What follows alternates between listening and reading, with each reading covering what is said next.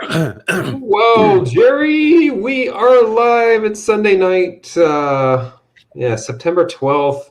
Hope everybody had an okay September 11th. They made a pretty big deal about it being in 20 years. And I don't know where you were, Gerry, but I definitely remember it. So, I remember every moment of that morning. yeah. I mean, I woke up late and turned the TV on, and there it was. And I was like, what the? And this is hours after it happened. So I didn't know what the hell. But yeah, man.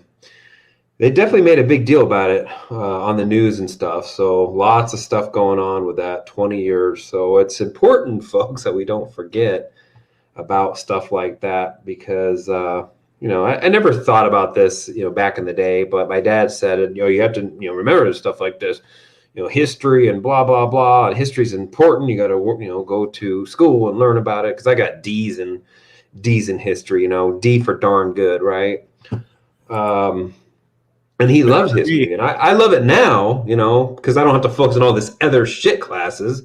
So I do like history now, and it's very fascinating. But it's very important that we don't forget stuff like that because it just happens again, right? All the people that grew up with and not even knowing what 9/11 was, right? Yeah, So yeah. and all It's these crazy people that who don't nobody that there's. realize.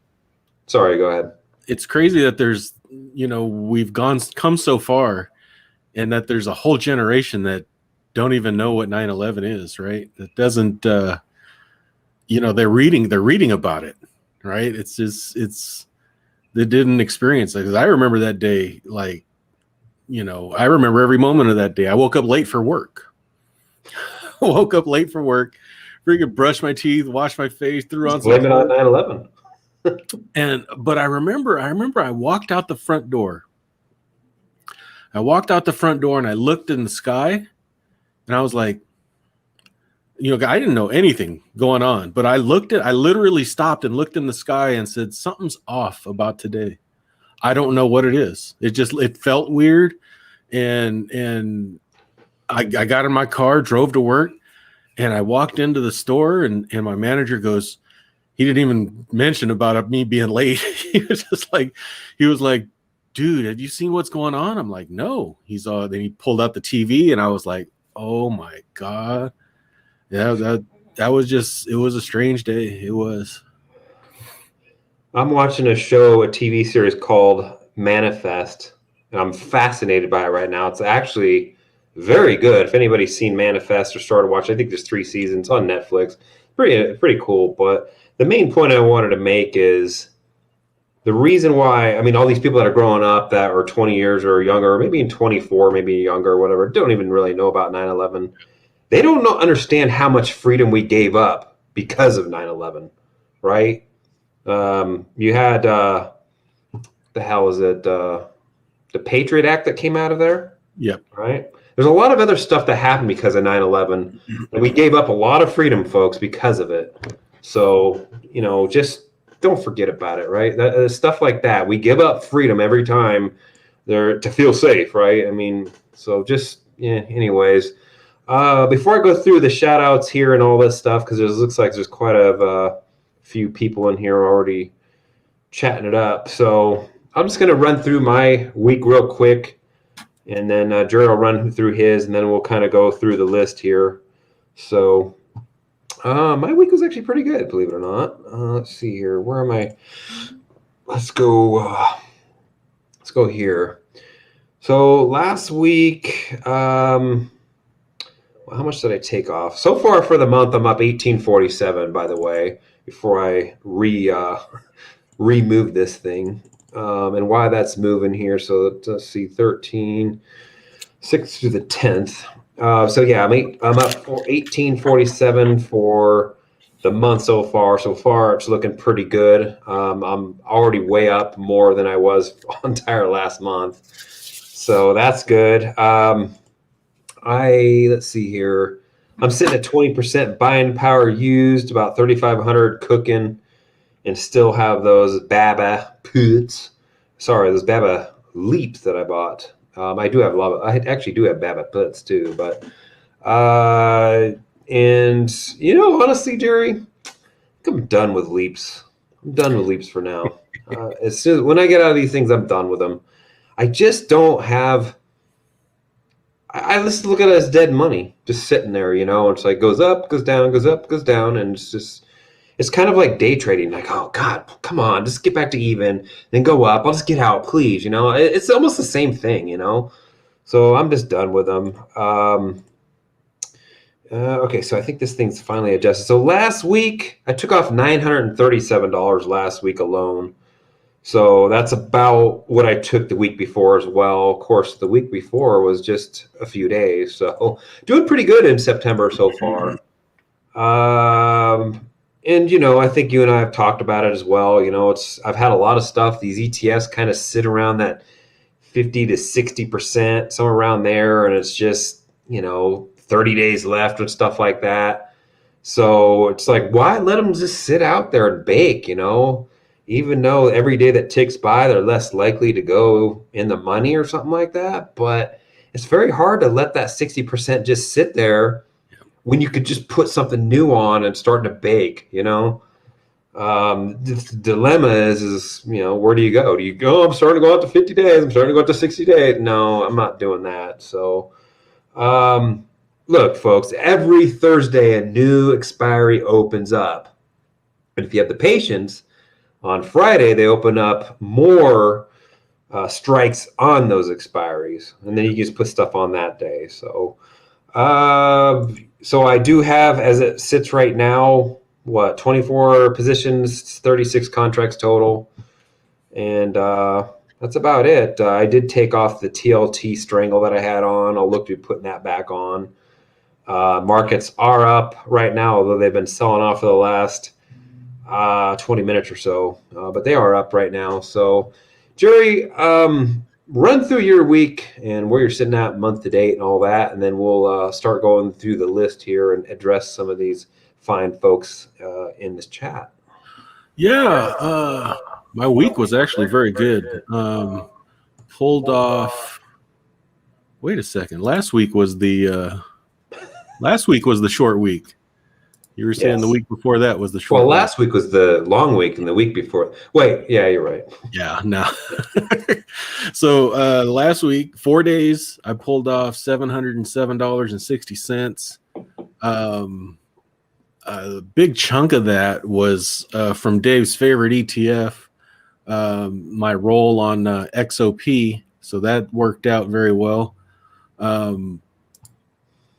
I put on a bunch of positions. I put on about, let's see, I got it written here. I put on about 16 positions and I closed 9. And I have about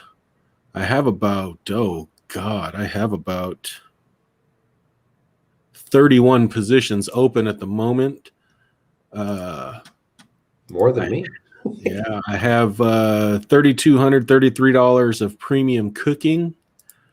Using 27% margin maintenance, and I'm probably good with that. 27%. We're gonna see how the market moves next week. I don't think I'll move it up any more than that. But yeah, it was a good week. Found a bunch of stuff to put on. I put on all my weird stuff, all that strange stuff that I search for on the daily, and yeah, we'll see. I'm not done with leaps. Actually, I'm not done with leaps. I bought 2 leaps last Friday. Was it Friday? I think it was Friday. I bought 2 leaps on VTRS. That's Viatris. That's the Pfizer spinoff. And it got back to where I got in. I've traded this a few times here in the past few months. It gets to $3, and then I'll sell out at like $3.50 or $3.60, and I've done that quite a few times. So I bought a couple of leaps there, but other than that, pretty uneventful week. I'm pretty amazed at your premium cooking versus your buying power. That's pretty amazing. Yeah. I mean, that's a Gerry thing, folks. That's a rut, small cap, micro cap. I don't know if it's micro, but some of it's micro. Some of it's micro. In there? Yeah, so I got $3,233 premium cooking versus the maintenance margin of $24,600. So So just to put that in perspective, I have 3580 cooking with 60,000 maintenance margin. So, but at the same time, he might be making a boatload of money, but it's riskier what he's doing, right? It is riskier. It is riskier. Look at I yeah. play a lot of small micro caps, mid caps, and for anybody that tells you that small caps are not riskier than large caps, they're lying to you. There's a reason why there's a reason why. Yeah, there's a reason why you get more premium out of them. Yeah. So that's good to know for anybody that I know you put a Ford on, right? You put a 12. I put a $12 Ford on. It went against my rules as far as where I like to be on a stock, but I kind of want to own it. Okay. The leaps weren't where I wanted them, so I said, "Hey, I'll take 30 something bucks or whatever it was for a $12 put out 45 days." To put this into perspective, Thumper put an 11 strike on, and Thumper is the aggressive one usually. So, yeah, that was a brain teaser for sure. All right, what's up, Michael Kruger? Freddie. Let's see here. We got a grateful man here who's been lighting up my comments area. You sure this is, yeah, it's Sunday. Sunday. We just move them normally to Monday if there's a holiday on Monday. It seems like the obvious thing to do. Yeah, so it was tonight. The stream is on Monday only. Yeah, exactly. Thanks, MDB. What's going on, John Arnold? Who the hell is this dude? Let's see here. Let's see. I lost 2% last week in long-term vesting. What are you talking about? You talking about just in the market going down last week, or what? Market S&P was down 1.6 or something like that. Let's take a look. I didn't even know. I'm bad at that. I don't even watch the markets. What the market's doing? It's down 1.7. It looks like it could have another, 2% down or something like that. Get to that 440 area on the SPY. And honestly, if it gets there and goes lower and drops below that, what's that? It looks like it's the 50. It drops below that 50 period moving average. And I'm looking at FinViz, by the way. Then, that's broken a trend, because the last many times that we've had a little pullback like this, it's gotten bought up right around that 50 period moving average. So I can go all the way back to, pretty much right around February, honestly, and it's bounced off the 50 every single time. So yeah. Let's see what happens this time. Are we in for a bad September? I don't know. With $4 trillion on the sidelines right now, in money market accounts and high yields accounts, CDs, I don't know if the CDs count, but there's a lot of money on the sidelines. There's a ton of people that are looking to get into the markets. So in any teeny pullback like this, they're going to buy it up. So I don't know. Just watch that level. Watch that level on the SPY. Go to FinViz, pop up the SPY, and you'll see the trend line right there, and you'll see the 50 period average pretty much just following the trend line up. It's a channel up, which channels tend to break down usually at some point, but got a lot of money on the sidelines, So and that goes back even into, well, you said February, huh? That goes back further than that. Yeah, it probably does. Well, sort of. It does get to the 200 a couple of times. So we're due for a pullback. I mean, obviously, it's just a given. I mean, we are. It's been we haven't had one this whole year. These little 2 or 3% don't count at all. That's just normal. That 200 is a long way down there. Yeah, it is, and that's going to be a painful month if that happens. It will get bought up quick, though, in my opinion. So I think, honestly, it should be interesting to see if we have one before, like December or something, right? The Santa Claus rally. I mean, everybody knows about the Santa Claus rally and all that. So it should be interesting. Let's see what happens at the 440 level on the SPY. And, That's the reason why I've been running so light lately. I'd say the last month or so, month and a half maybe, I've been running so light. If I could still squeak out $3,000 a month, then I'm happy with that. I'm still up over $39,000 this year, and I'm still on track to hit my number, so I'm good. But I don't want to get caught with my pants down when the ocean goes out. So I get my face ripped off when they pull that rug. So yeah, let's watch that level. If it drops below there, it doesn't mean, it doesn't mean anything. It just means that there's probably more conviction. And because honestly, anytime they want to pull that rug out, they can pull the rug out. But, I'd say 10% down, there's going to be a lot of buy-in coming in probably. Just, I don't know. That's my opinion. But okay, let's see here. We got all good in the house here. Oh, so yeah, sorry, Michael. What did you take a loss on? Or did you just talk about your net worth, or your stock portfolio in general took a loss? What's going on? All good. Good evening. Ready for the live stream? Yeah, we are too. Let's see. Matt Money. I had to kick him off last night, Gerry. Dave safe to zero. Absolutely. What's going on, Gerry? Hello, guys. What's going on, Gerry? Welcome to Sunday night. And GW, or she's GW, CW. CW is in the house. Is she sitting over there right now? She is. She's gone. She's there. I'm here. Oh my God. All right. Welcome, CW. Oh no, that'll put a dent in the early retirement plans. Because she's late. She's late. Oh yeah, that's true. No, that ain't happening. What, Gerry? Just wrap it. That ain't happening.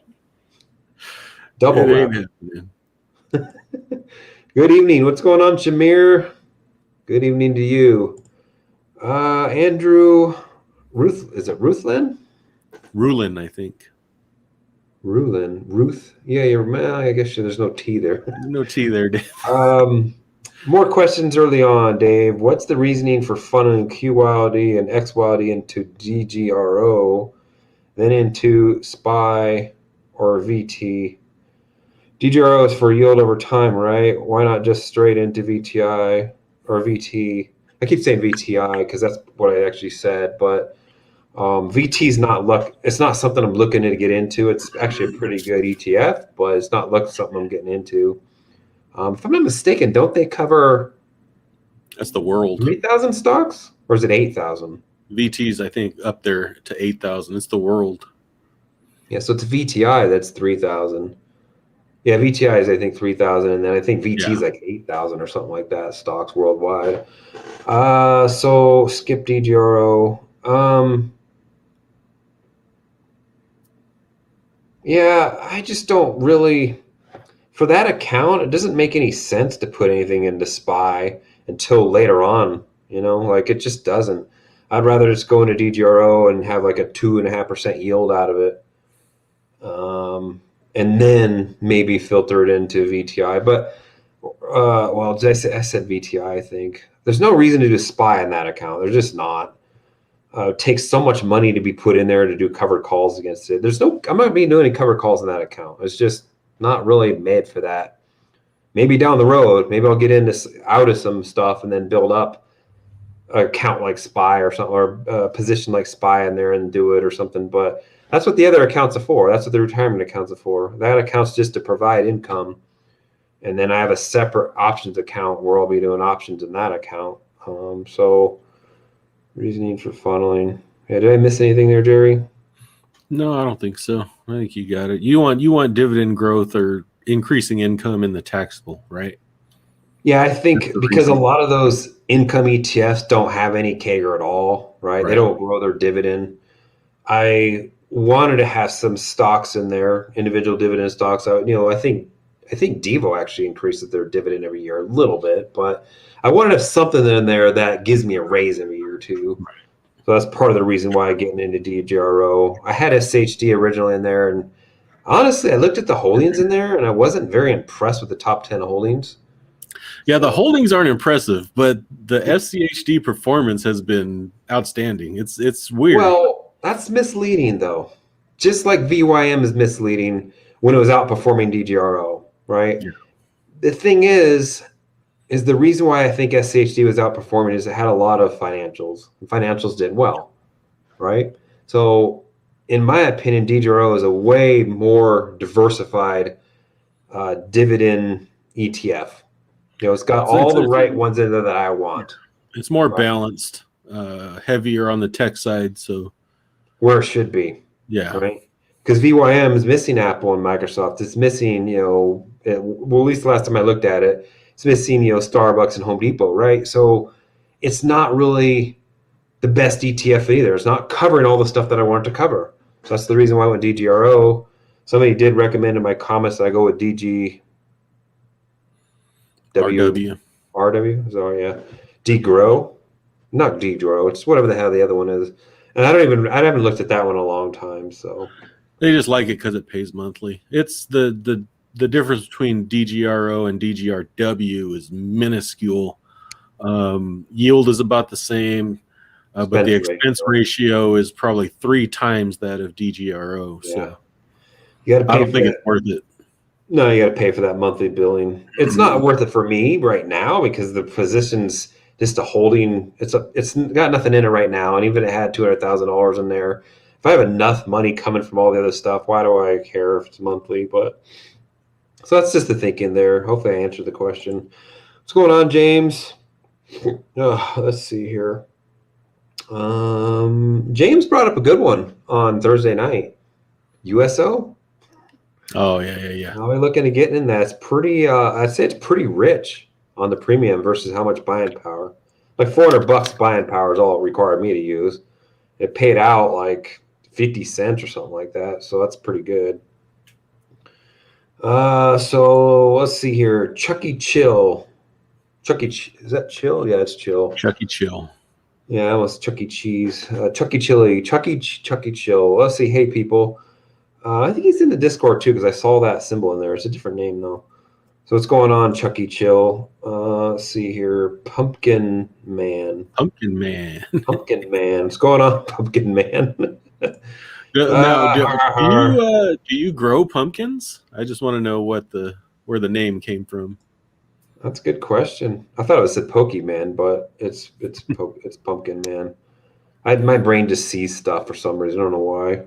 Yeah, it's a good question. I don't know. Maybe he's got a farm.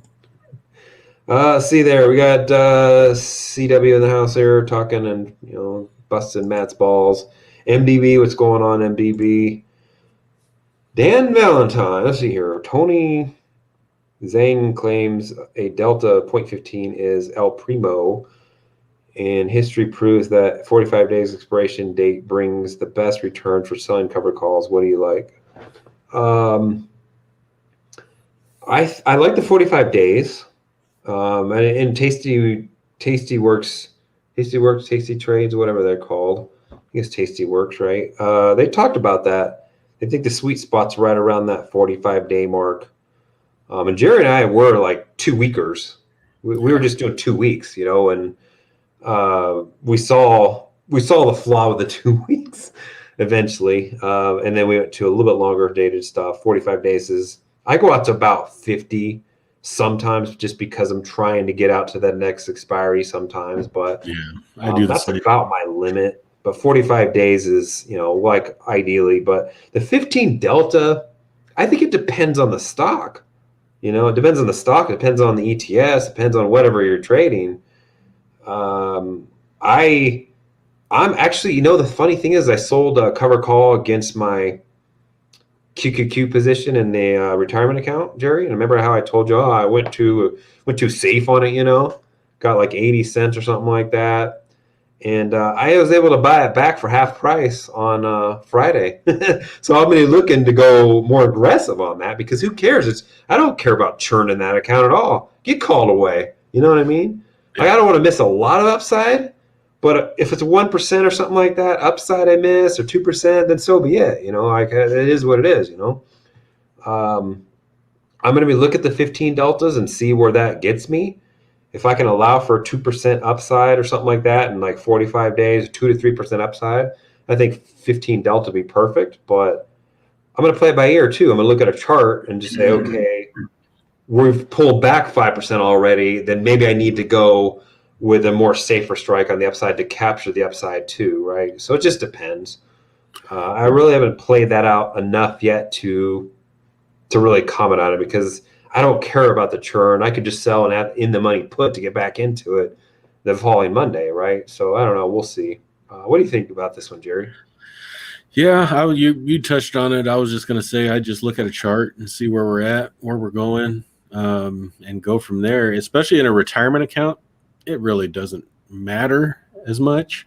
And it's going to depend, right? In a taxable account, do you want to be churning or wheeling stocks and all that kind of stuff? And with such a large amount of money, potentially, how long have you owned, the stock? That comes into play. That type of stuff comes into play. So I just look at a chart and look at it usually. But a lot of times I've been selling my covered calls pretty much right at what I get put to. So what cover calls have you done lately? My wish, my Oh, lovely okay. wish. So you're not always rolling. You do take some things, what you're saying. Yeah, I take some things if it's if that's the best route, right? Like Wish, we all know Wish freaking the CEO put all the crap on the table and churned it and let everybody see it, and it went to hell. So there's no way to roll that thing. So I just took it and we'll just bag hold it for a while and try to sell calls. The last one I had to take was Art K. I took it at what, one? I think I took it at 100, or I think I took it at 100. And I got assigned, and I turned around. Actually, that Friday, right before the market closed, I sold the covered calls against it. And then I was out like, what, in a week and a half, 2 weeks or less. In IB, lent the shares out, so I was making money that way too. Yeah. I just started doing that too. I signed up for that. Do you get money for that? I haven't seen anything. Yeah, you get money for that. But I haven't seen anything. I was just wondering what you got. It was pretty good, actually. You'll be pretty surprised. Would they lend your wish out? They lent my Vizio shares out. Okay, because unfortunately, not every stock is going to fall for that. You got J&J or something like that. They're not going to loan the shares out most likely. But the more, what is it, Mimi or what it is, probably the more likely it's going to get lent out. Because I think that the reason to lend them out is for people to short. Right. That's the reason why. So, hopefully I answered a question there, Dan. So here, I take my naked puts and calls off at 55% profit. Seems to be the sweet spot for me. Yeah, that's an interesting one, just because I've been doing a lot of ETFs lately, and I don't think that they don't go up. They don't go up past that 60% very quickly, but I think individual stocks would more likely to go above that quicker. So 55%. That's fine. It just, you know what, Gerry? It depends on the position. It does. I had 5 QQQ puts on, and I was up 60 something percent on those. I'm like, that's a lot of money. That's a lot of buying power on the table. Why not take it off? That's the reason I took it off. But if it was a single position and it was a long way from the strike, I might have left it on. Where have you been taking yours off at? I try to have patience enough to get to the 70. Yeah. But I usually run it out at 60. If it's at 60 and it's still got a month to go, 4 weeks to go, I'm like, you know what? I'm out of here. Let me go find something else. It's so. Then the reason why that it's up 60% is because it's less likely to get there, right? But I've seen too many things go up from 60% like that back into the red. So take it off. GDXJ did that to me. It was sitting at 50%, and I'm like, I'll let it bake out there. Next thing you know, I took a loss on it. So Exactly. IRNT. What's that one? IRNT. IronNet. Is that like a? Is that like a? Why do they have no market cap? What they brand new out? Now here, this is a meme stock. Now I got to tell you, I've been burned on these before because they look so easy, right? It looks so easy that you can get, you know, an easy premium out of it, and it has to drop 50%. Guess what? It can drop 50% in a heartbeat, and you can end up owning the shares. It happened to me with CVM a couple months back. I finally got out of those. Well, I don't even see a chart in FinViz on this thing. So what's going on? I don't know, because it was a. Let me see. Let me get to. I'm trying to pop up like Yahoo or something like that. Yeah, there's like hardly anything on it on Fidelity here. What's going on? Oh, it's a SPAC. Oh, that's why. It's a SPAC. Well, there's your problem. There's your problem. The problem is the SPAC thing has died down big time because the $10 is like the minimum. All right, they always go back to $10. So that's the thing. Like people started figuring that out, and then it just didn't work anymore.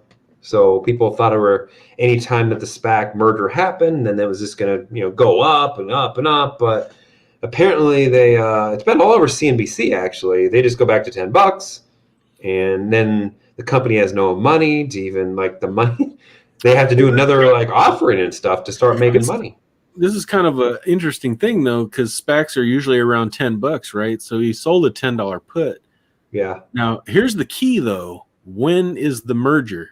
Because if the merger is before that October 15th expiration date, you could be in trouble because it can go back to 10. It can go down to $5, right? And so it's a crapshoot. I wouldn't have. I mean, you're already in it now, but why'd you get in it? Is the question. Because it looks like a nice area of support and it's a great company. He put it right there. Yeah.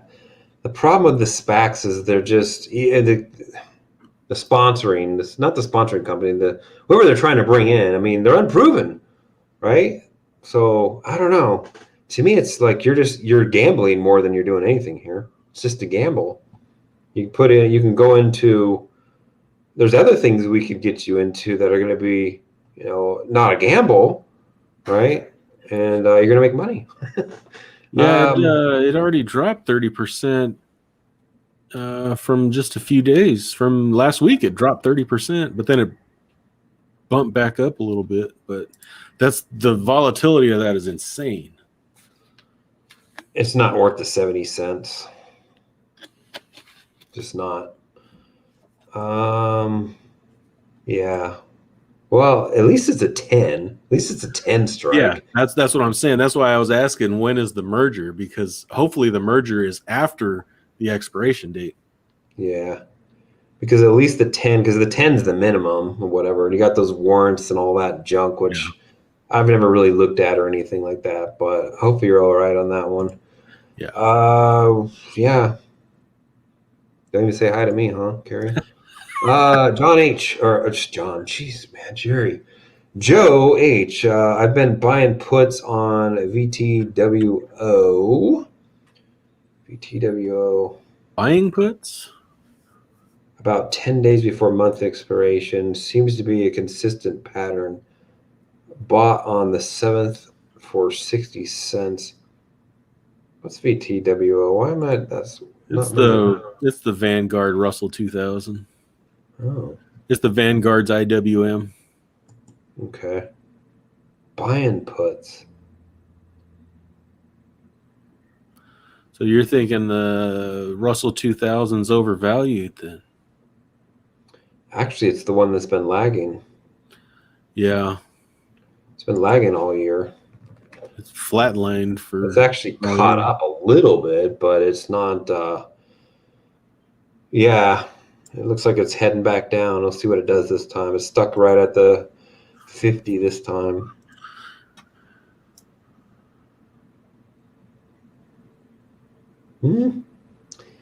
I mean, the good thing is it's not a company that's going to go bankrupt or anything like that. 10 days of rate seems to be a consistent pattern. It depends. Like, are you looking at a chart or what? Because the chart that I'm looking at, it's been like kind of this channel. James and I had talked about it actually as well. He looks at a different chart than I do, but I'm just looking at FinViz. They got the lines drawn in right there. Seems like the 210 area is probably the low. Of course, he's looking at a different. Let me see. Well, he bought it on the 7th, so he should be up pretty good on that. 7th of what? September. Buying puts. Right when it started, had that dip right there. So 7th was Tuesday. Yeah. Yeah, you should be up. If it drops below that 50, he'd make it a little bit more money, but don't get greedy. Don't get greedy. It looks like it probably will end up bouncing off the 88 at the low. Could be. That's a 200 period average there. So, it's a good support. But it's sitting on support right now, and it could just drop. Like, there's a lot of volume right around this area that it's at right now. So, I don't know. Just don't get greedy. See, are CSPs a poor use of capital in your opinions? No, not at all. That's mostly what I do. And not the way we do them. If you're there could be an argument if you're doing 100% cash secured put. So if you're doing what I would be doing in my retirement account, if I do them. You're doing straight cash, there could be an argument there that it could be. I don't know if you'd call it a poor use of capital, but it's not a. What am I trying to say? It's not efficient. It's not efficient, yeah. But we're using, interactive brokers and not putting up 100% cash. The question is why even asking this question? Like, what gave you the impression that CSPs are a poor use of capital? It's literally like 98% of what I do. I think it's because there's always more premium on the CSP side than there is on the covered call side, or on the call side just in general, usually. So does somebody give you the impression that it's chump change or something, or what? Curious. 90 strike, Gerry. Oh. It's already in the money. Oh, he bought him though. He bought him. That's what he wants. Yeah. Yeah. So he's hoping that it gets down even further. Yeah. Yeah. I don't know. We'll see. The market's been acting weird lately too. Like it's, we're up 200 points and then we're down 200 points, on the day, not flat. So, I was like, oh man, market's up. Like, it's like, I'm like, it just feels weird, and then sure enough, just sells off, and it doesn't help that Carter 2.0 says stupid crap on TV too. But, yeah. Oh, don't get me started. My patience is wearing thin with this stock market, how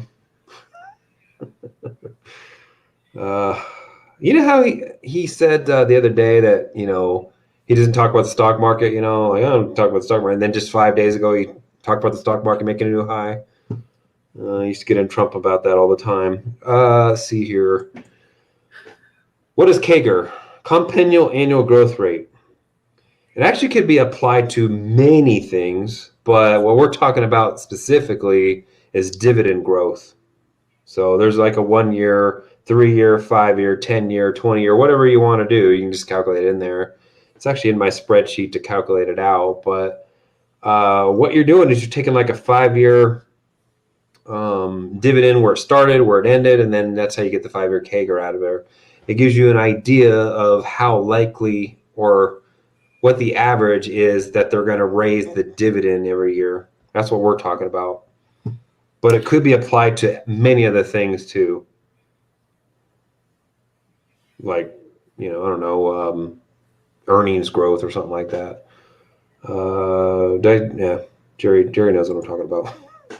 BST outperformed the indexes, gives tech exposure, gives good yield. I can't think of another that does that. Surprise you sold. Yeah, I took a little bit of shit for that one, Gerry. I'm kind of surprised at it too, to be honest with you. It just didn't make any sense to hold it. It just was like duplicating half the shit I already had anyway. And I just want to simplify and not duplicate. So try to reduce the duplication, I suppose. Yeah, and I mean I looked at a chart, I just didn't like where it was at, how it was acting, but to be all fair here, it doesn't mean I don't like BST. I actually like it. It's just that the offering that they did, So it just that's the reason why I got into it to begin with, because otherwise it would have been sold buy it at a premium. But yeah, I don't know.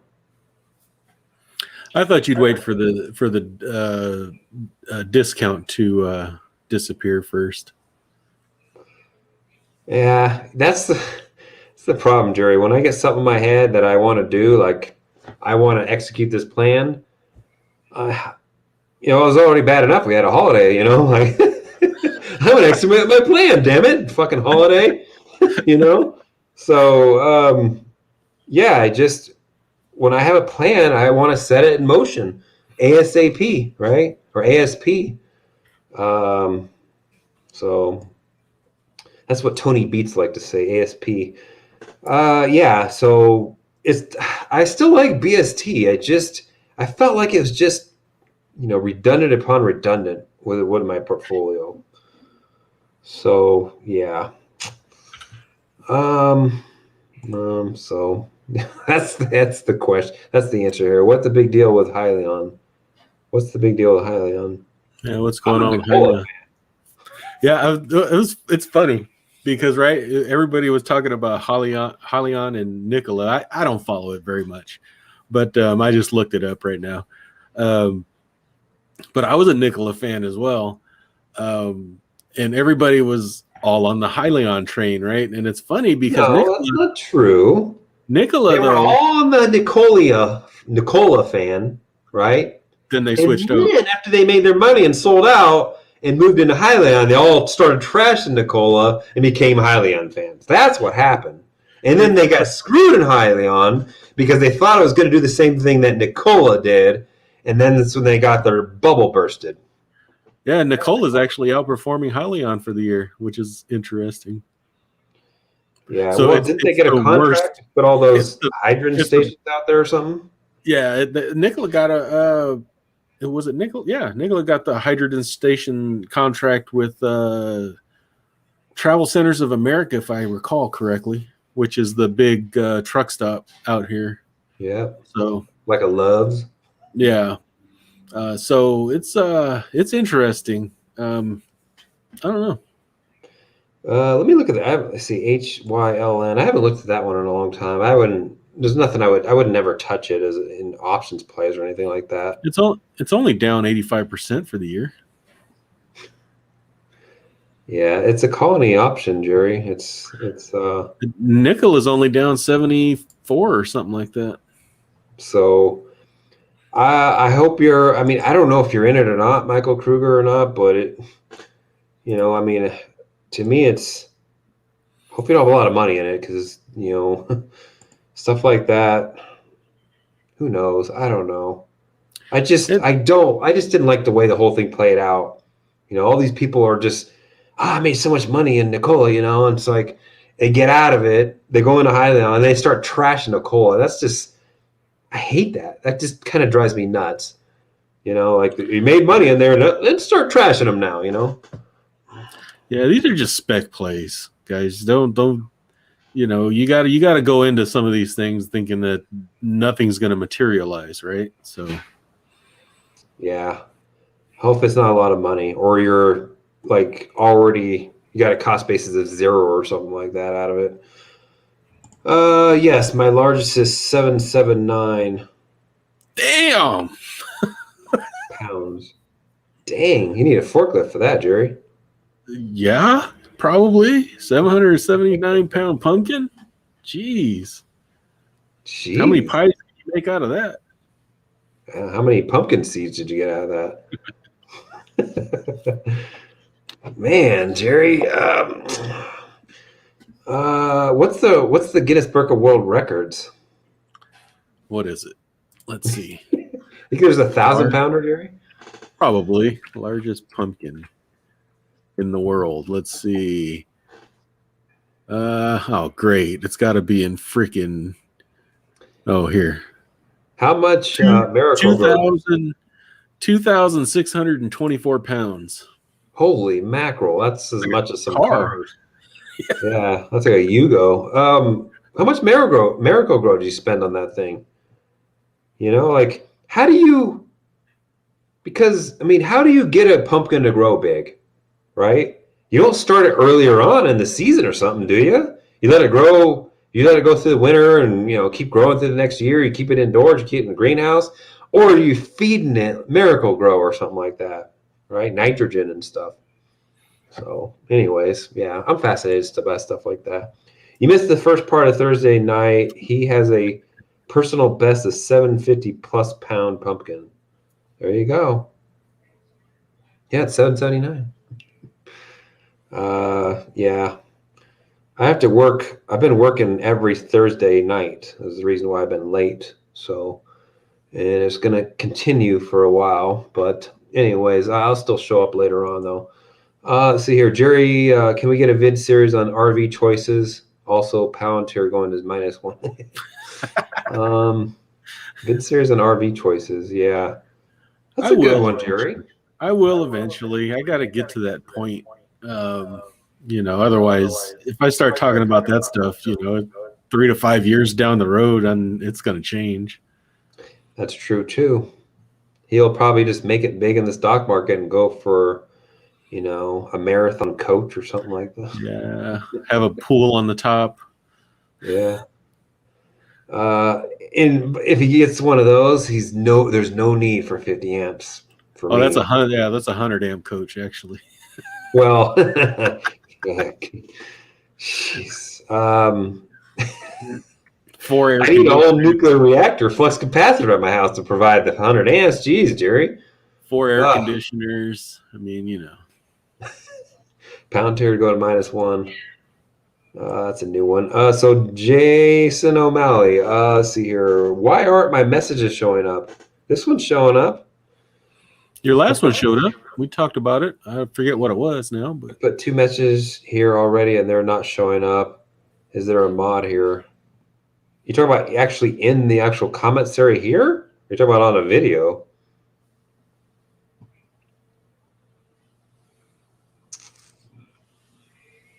If you're talking about on a YouTube video, I can see that because that's been happening. Yeah, YouTube's been acting weird. Like somebody responded with a big old book, and I saw it over there. I click on it, shows nothing, and then I found in the email. I clicked on reply. It brings you nowhere. So my guess is that they deleted it, but it was such a big, long, thought out response. Like, why would you delete it? So yeah, there's some YouTube's weird. Sometimes there's comments that are there that I have not seen, but they don't show up in the not responded area. And when I click to close that non-responded area, that's when I do see them. So yeah, it's just odd. I don't know why YouTube does stuff like that. It's strange that Google, like one of the biggest companies in the world, has these glitchy ass systems. Well, even the 2 years that I've been doing YouTube, or at least running a channel, I should say, they've fixed a lot of stuff. They've changed a lot of stuff for the better, but there's still quirky stuff that's just, you're right. It's like Fidelity, back from the 80s or something. So I don't know what you're talking about here. We see this message. So if you're talking about it on video, let us know. Pumpkinhead, classic horror movies from the 80s and 90s. I remember those. That's a movie name? Yeah. I've never heard of that. No, I think it might be a character. That's probably a movie. Pumpkin I Head. forget. Return of the Living Dead. I remember that one. Oh, okay. And Freddy. Let's see here. Gerry, thanks for the PSLDX video. That dividend was nice this week. Nice. Which one is that? Is that one of those? That's that crazy replacement- mutual fund that I think they deal in futures, if I'm not mistaken. And they've outperformed the S&P like crazy. But, mutual fund. Yes. There's not some brokers don't offer it. Like Fidelity has a $1 million minimum investment, but I think Schwab might be able to get you into it. Well, what is it doing in the background then? How's it outperforming the market? You gotta watch the video. I've already watched the video. Rewatched it apparently. I watch all of Gerry's videos. You're talking about Willis. IR. I thought that was LMT for a second. I'm like, Lucky Martin. IRNT has the former NSA chief on board of directors, cybersecurity company. Yeah, I know. It's just I'd wait for it to come out and be established and the whole 9 yards. No way I would touch it. That's me though.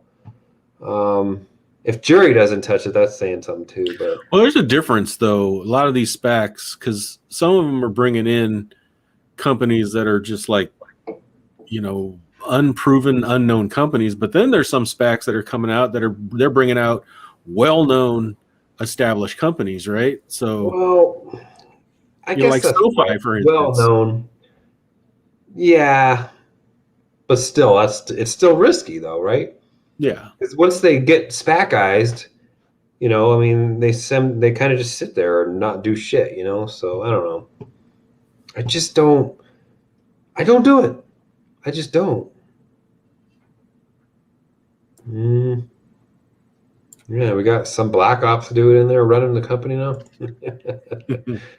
IRNT is dangerous because of the SPAC expect, but like Joe H said, former SA director started the company. Palantir's a different boat. Now, see, I can see that. I could see that being a positive. Yeah, I mean, Palantir's legit though. Okay, as much shit as I give that company, they're legit. They've been around for years. They weren't a SPAC, IPO, blah blah blah, cock-a-doodle-doo. I mean, SPACs, you just deal with a whole different can of worms. Those SPAC sponsor people, they're just trying to get paid. And then those other people want to skirt the IPO process, which I understand why they're doing it. It's because it's a big old freaking red tape, can of worms doing the IPO process. But it's all about money, At the end of the day, everybody wants to get paid, Look at Trevor Milton. He got paid, So can you guys go over the conversation about USO for those of us that missed it earlier this week? Yeah, I don't know. I think Gerry missed it, so he can't even probably talk about it. Yeah, I missed it. USO, I think James brought it up, if I'm not mistaken. And I was, because I'm actually looking for an oil option. And XLE is kind of a piece of shit. XOP is a piece of shit. So I looked at USO as an option. It's an ETF, right? And the premium is really good on it for how much buying power. Like the buying power, the maintenance margin was like nothing almost, and the premium was super good. So I found a new candidate, in my opinion. So XOP is gone out of the list, and the USO is in there. I told Gerry about it. And he's like, For me, XOP is still on the top of the list. In USO, I looked at it. It was okay. Problem is where I want to be on the chart is not. There's nothing there. You're saying there's something there on XOP? Absolutely.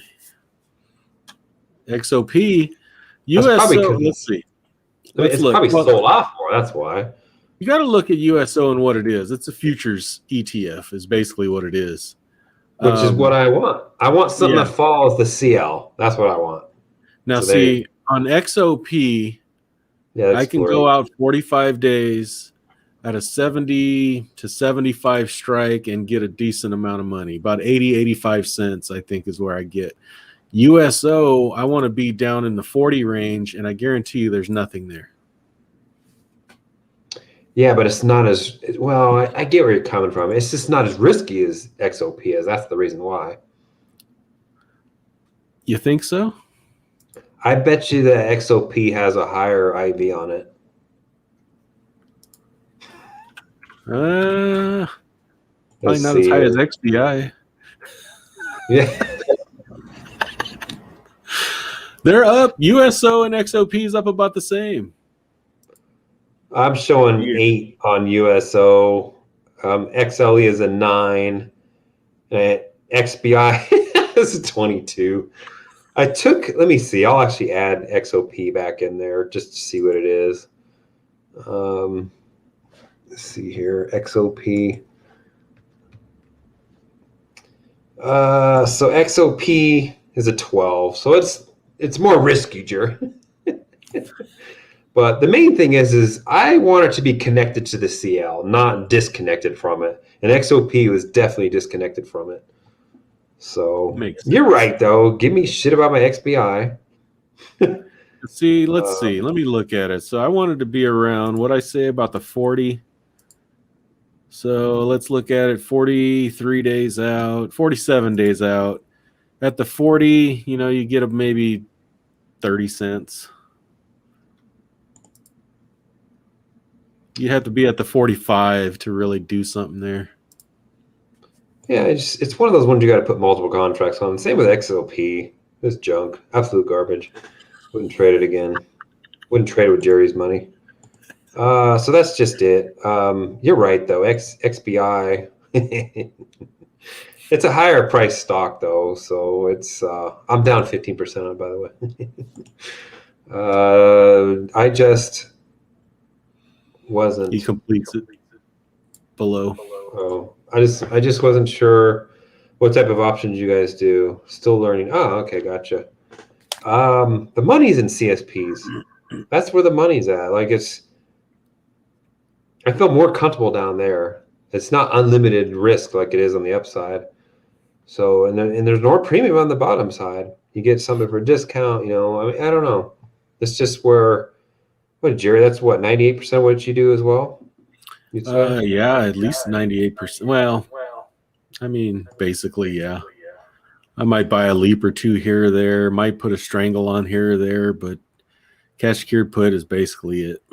So he's pretty much right around birth control percentage. Pretty much. On condoms, anyway. Is it condoms? No, condoms are lower than that. Sorry. But the pill. Hey, GW, and is QLD still beating your paper portfolio? You got to watch the update coming up in a few weeks. Yeah, you got to watch the update. But actually, QLD has never beaten the paper portfolio. Well, I'll take that back. There's some months where it produced QLD is in the paper portfolio. What are you talking about? There's two sides to the paper portfolio, right? So in that series, right, Dave doesn't like the changes I made, but oh well. Absolutely not. You can't throw RWD on that side and think it's the same thing. It's my video. It's my retirement. It's okay. But it's my 50 amps. I'll pay for the damn 50 amps eventually. Watch. But QILD, I think, is actually, if you look at both sides of that series, QILD is the riskiest portion of that side. And I would totally tell anybody, don't put all your eggs in the QILD basket. Do not do it. That's why I had a lot of, well, not a lot. I've had few people, why don't you put everything in QILD? Bring in 150K a year, and I'm just like, ooh, I just can't, I've had many people comment and get not upset, but, I mean, just, yeah, I don't know. They don't understand the hate for QILD from me anyway. Maybe Gerry would, but if I can get away without having QILD, then I'm going to do it. That's just me. I don't like it. No, I don't like I mean, level X. all these income funds. I wouldn't say just go all in on one position. I think you got to spread them out. I don't feel comfortable going with one. And the reason why I'm not going all with one, because Jeppy has a different strategy than Nusi does, right? Devo has a different strategy than Jeppy and Nusi. And that's the reason why I'm going to different ones. And then I have, QLD and XYD in there just as a small position in there. I do actually have ROLD as well and BST for anybody that's giving me shit about getting rid of BST. I actually have it in the Schoolie fund along with RYLD, so I still own them. Yeah, Gerry, it doesn't count. You got RYLD in there. If you threw it on the other side, then that would make sense, but no, it's not an apples to apples comparison anymore. I'm not trying to. That's the thing. I'm not trying to do an apples to apples comparison. I'm trying to get income. I'm trying to get stable income in retirement. Mike, then why wouldn't you just do more cover calls on that side? Against the rut or something like that, right? Because you'd have to own it. Instead of throwing RYLD in there. Because you'd have to own the rut. Well, what are you doing with the other portion that's in there, the covered call portion? QQQ. Exactly. Why couldn't you have used the equivalent for RYLD in there then and did cover calls against it? So buy IWM and do the same thing. TNA, something like that. Coma money. I thought the whole idea of that side wasn't coma money. If that's coma money, why don't you get in, why don't you just... Anyways, it's still one of my favorite series, by the way. I just like to give you shit. Let's see here. What's Thumper saying here? While learning, stick with defined loss trades. So CSP is good. If later, once you know more about options, yeah, you can go naked. So what is he saying? Going to spreads on the bottom side or what? No, he's saying cash secured puts are a good way to go because as long as stock selection is the key there, especially with someone new. You don't want to go into cash secured puts just to get premium, and you're looking at, I don't know, think of a crappy stock, right? So, and you go, oh, there's some good premium there, and then it drops 50%. You're stuck with it. Yeah. Well, I mean that goes along the line we've been saying since we've been starting these streams. Sell cash secured puts against positions you don't mind owning. Although I don't technically follow that, but I'm a more advanced. I've been around, around the block, around the corner, on the corner, if you want to call it that. But you know what I mean. I think this is going to that question of the good use of capital for cash secured puts, right? So I had an example I was thinking of, and compare it to dividend investing, right? So let's just say, let's take AT&T. AT&T, you buy 100 shares, it's going to cost you, what is it, around $2,750, right? To buy 100 shares, something like that. Poor AT&T. And then you'll get 54 cents of dividends in 3 months, right? So $54, divide that by 3, what is that, like $18 a month? Where you could sell a $27 put against AT&T and collect $60 in a month, in 1 month, and have that same $2,700 exposed. Make sense? So you're tripling what you can do with cash secured puts versus owning the stock. That's it. I mean, that's a given. Not everybody. A lot of us already know that, right? Thumper knows it. I know it. You know it. I did a video on it. Dividends for chumps. Dividends are for chumps, basically. And there's a comparison there, basically. I could make 10x what my dividend portfolio was bringing in if I just did options with the same amount of money. So yeah. But it's not coma money either. You know, if you want coma money, which I think everybody should have some coma money, because what if you got in a coma, or you're, whatever, you just, you want to travel and not do anything for a month? Well, that doesn't make any sense, because you could just sell a 60-day or a 30-day TTE, but you don't want to do anything for a year, then you got coma money, but you can just do some leaps, Gerry. Yeah, coma money's great, because I think you should have a mix, right? But you're going to make more with options premium for sure over a dividend portfolio. No freaking doubt.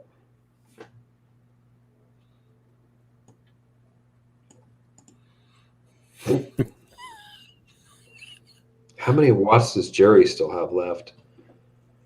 I think he means amps, but Well, we can figure out the watts. It's just it's I squared times R. No, I don't know. It's Watt's law. It's voltage times it's power. P is power is watts. Per. It's amps times resistance. I think gives you power. Anybody know Watt's law here?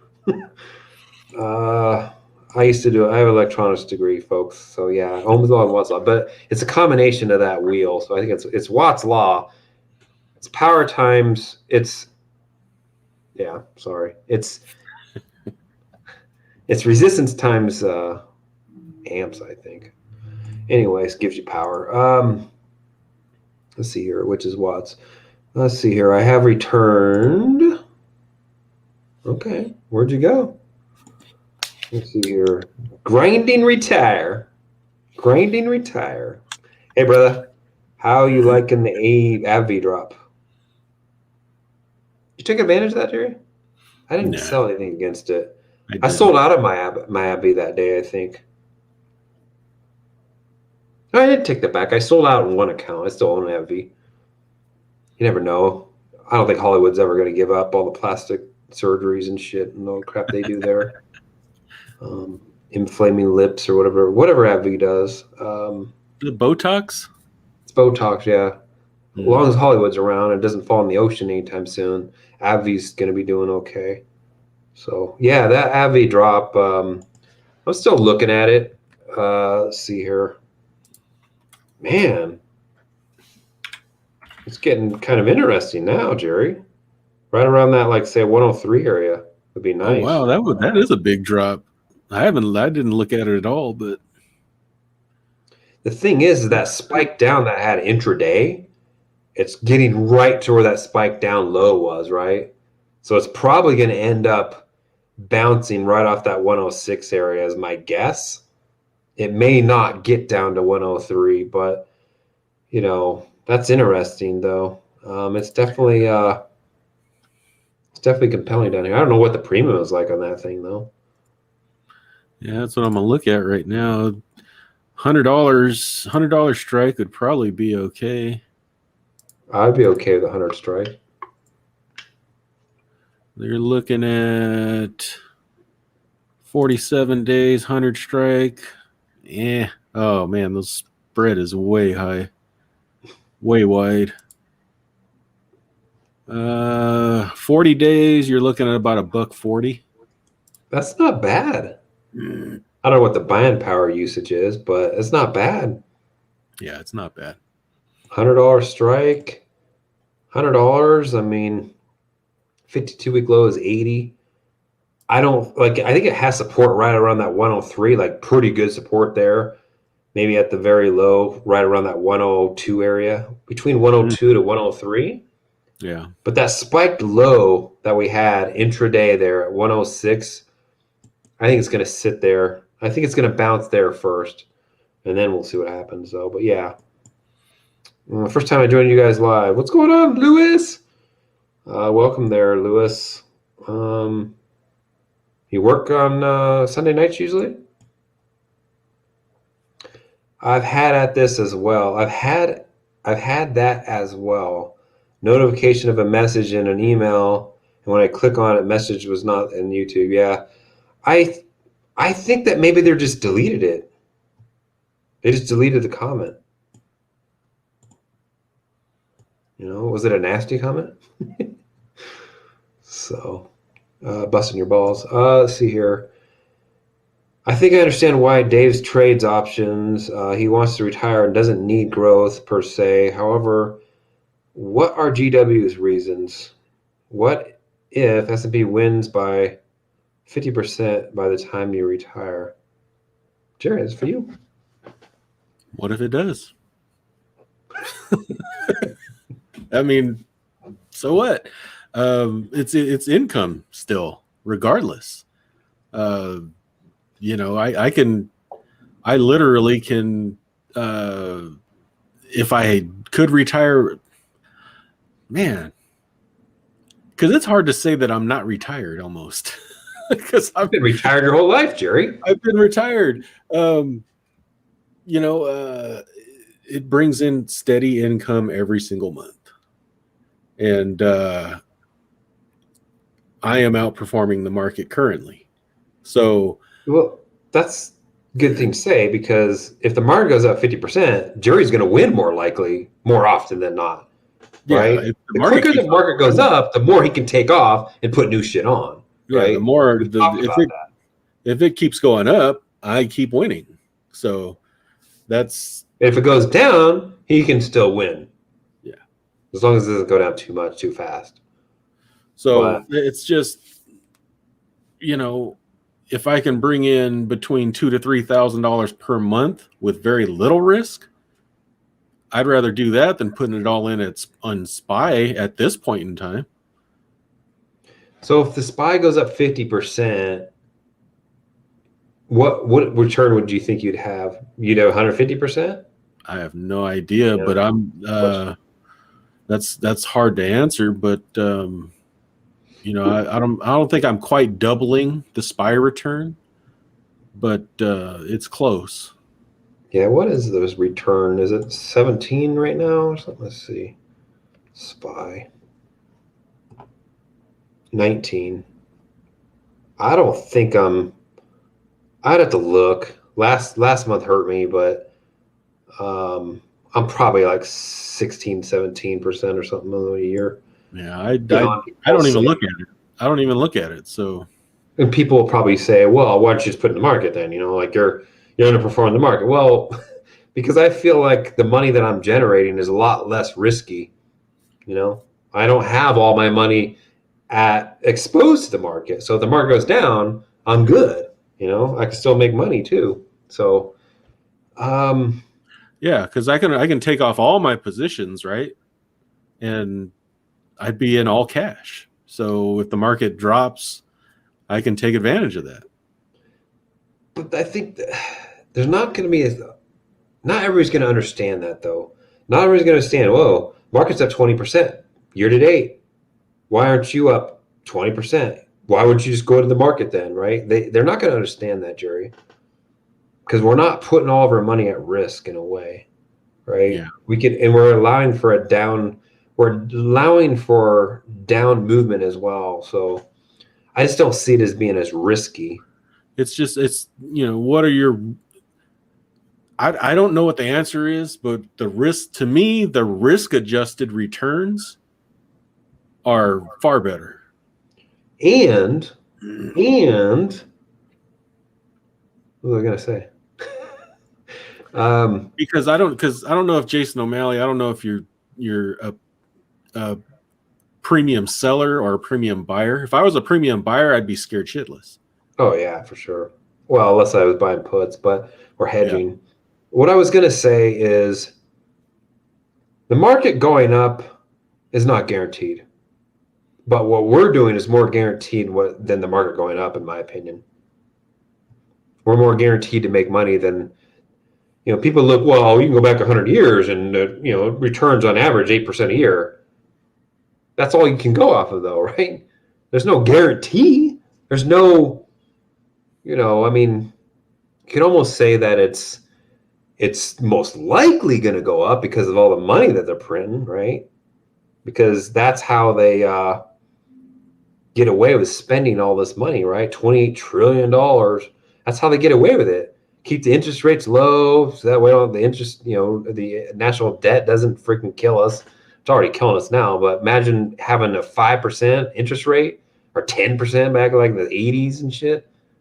There's no way we could sustain $28 trillion. That's the reason why the interest rates are low.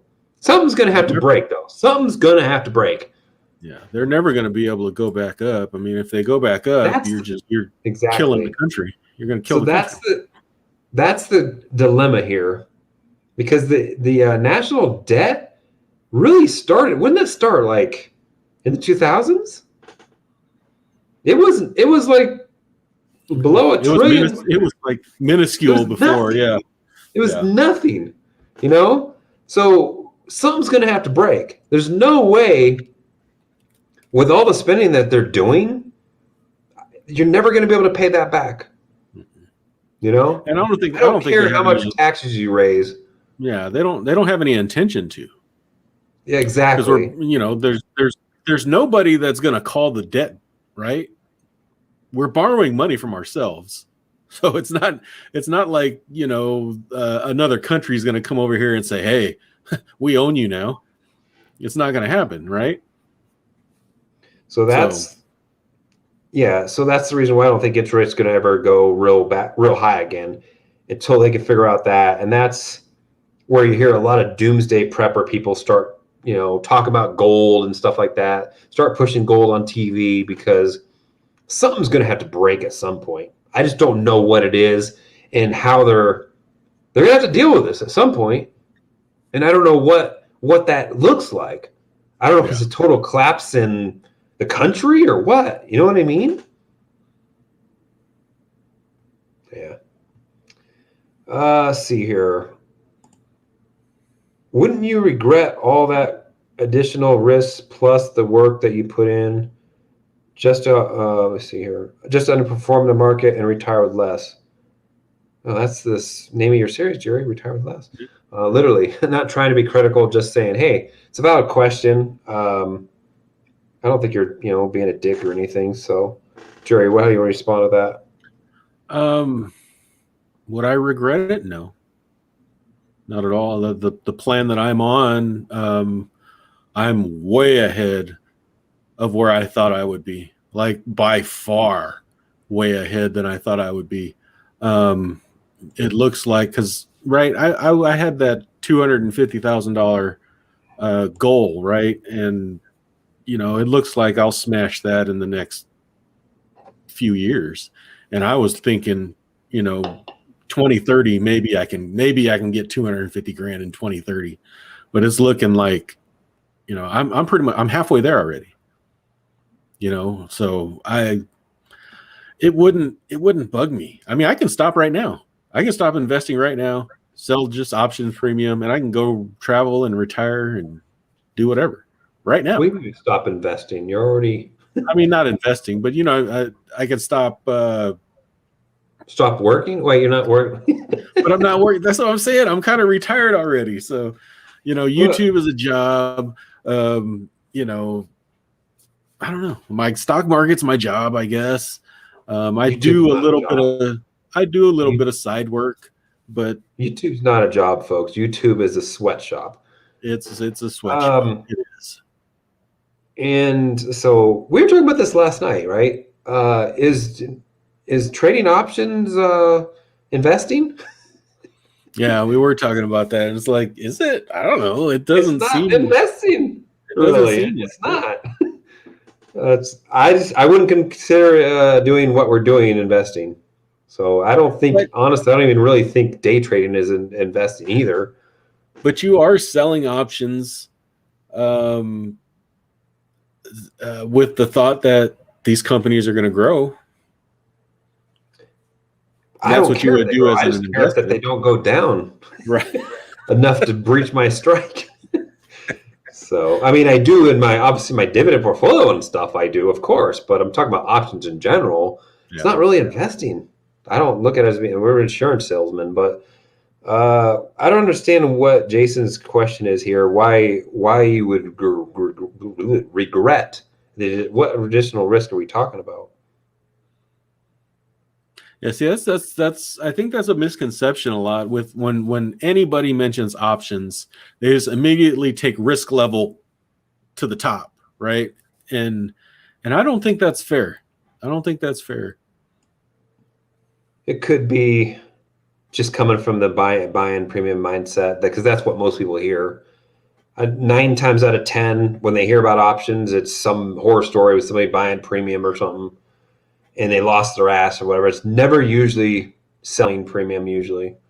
So, anyways, all right. So we got a Grateful Man here. Well, I don't know where he's been. I haven't seen him on a Thursday night in a while. Like last 2 weeks, he's been around. Wanted to bust his ass on freaking. Must be on the beach. Must be on the beach somewhere. Probably. Just be aware, USO will be getting a K1, delaying your ability to file. Oh shit! Really? Well, not with options though. Well, if you get assigned, yeah, you got to roll that.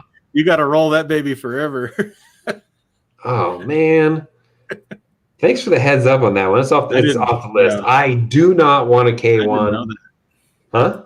I didn't know that. I didn't. Wait a minute. No. Because if it's in the ETF wrapper, will you get a K1? That's a good question.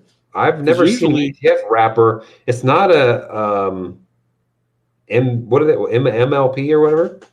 Right. Yeah, you shouldn't. I don't think in the ETF wrapper you'll get a K1. You know for a fact that Grateful Man. Yeah, because there's another one that deals with MLPs, and that's the ETF MLP. You probably would. Yeah. Well, there's MLP. An ETF. There's an ETF AMLP that you don't get a K1 out of those, and they hold all the master limited partnerships. I do not want a K1. Let's see what he says here. And some people say, "Why not?" Like, just another tax document you got to deal with, and they're not as straightforward as a 1099 DIV. Point and blank and simple. Which will make your CPA. Now, I don't have a CPA. I'm my own CPA. I don't trust CPAs. Probably, yeah, I don't get that. You know for a fact, yeah, I'll have to look that one up. That's off the list. It's game one. It probably sell my old house. Sell my old house profits, $150K. All in QYLD. What's that, Gerry? About 15, 16 grand a year in income? Something like that, yeah. Maybe a little bit more. Hopefully you have other investments, and hopefully, I would say this. Make sure you reinvest a big portion of it to grow your income. Maybe not a big portion, but at least a chunk. Yeah. Yeah, I don't know. It's in my portfolio. It's a small position in there. I did a Barry ask me. This could be a small position for him. It could be. Could have $10 million portfolio or something like that. So Barry did ask me this week, though, Gerry, or in the comments, what's my NUSI overall percentage? I'm like, well, if you take the 2 million, you take the 200,000, you divide it by, it's like, there you go. That's funny. I don't know who that guy is. I think he's just busting our balls. I don't recognize any of those. Well, it's voltage times E, which I don't look at it as E, but pi. Yeah, it's energy. Current. Yeah, I don't look at it as E. We never used E. We never used E. We replaced that with something else in my electronics class. So, but yeah, I get you. You guys are Watt's Law. Let's see here. Retire. Can we get better lighting around the man cave sign? Gerry, what's going on with your camera today? Did you zoom in or something? I don't know. I can't. Oh wait, hang on a second. How do I put Gerry on? Anyways, I don't see your little RV up there, camper. Oh yeah, I did change the angle a little bit. Gotcha. See here, I sold the 100 put in AbbVie for October 14th. Yeah, or 15th. Which one is it? Yeah, I don't know. I think that'd probably be okay. The thing is, you know what I should do, Gerry? I should get in it and then just rub it in James's face. Say, I got more premium than you got. on Thursday. But then it'll go down. Yeah, probably. But at least he'll tell me how to get out of it. Sell one of these, buy two of those, and then sell one of those against those, and there you go. You're good. See here. I wouldn't admit you have an electronics degree. I don't remember. It's 25 years ago. Come on, Cletus. I just don't use it every day. Barely ever use it anymore. Because a lot of I just don't. It was back in 97. Come on, give me a break here, Damien.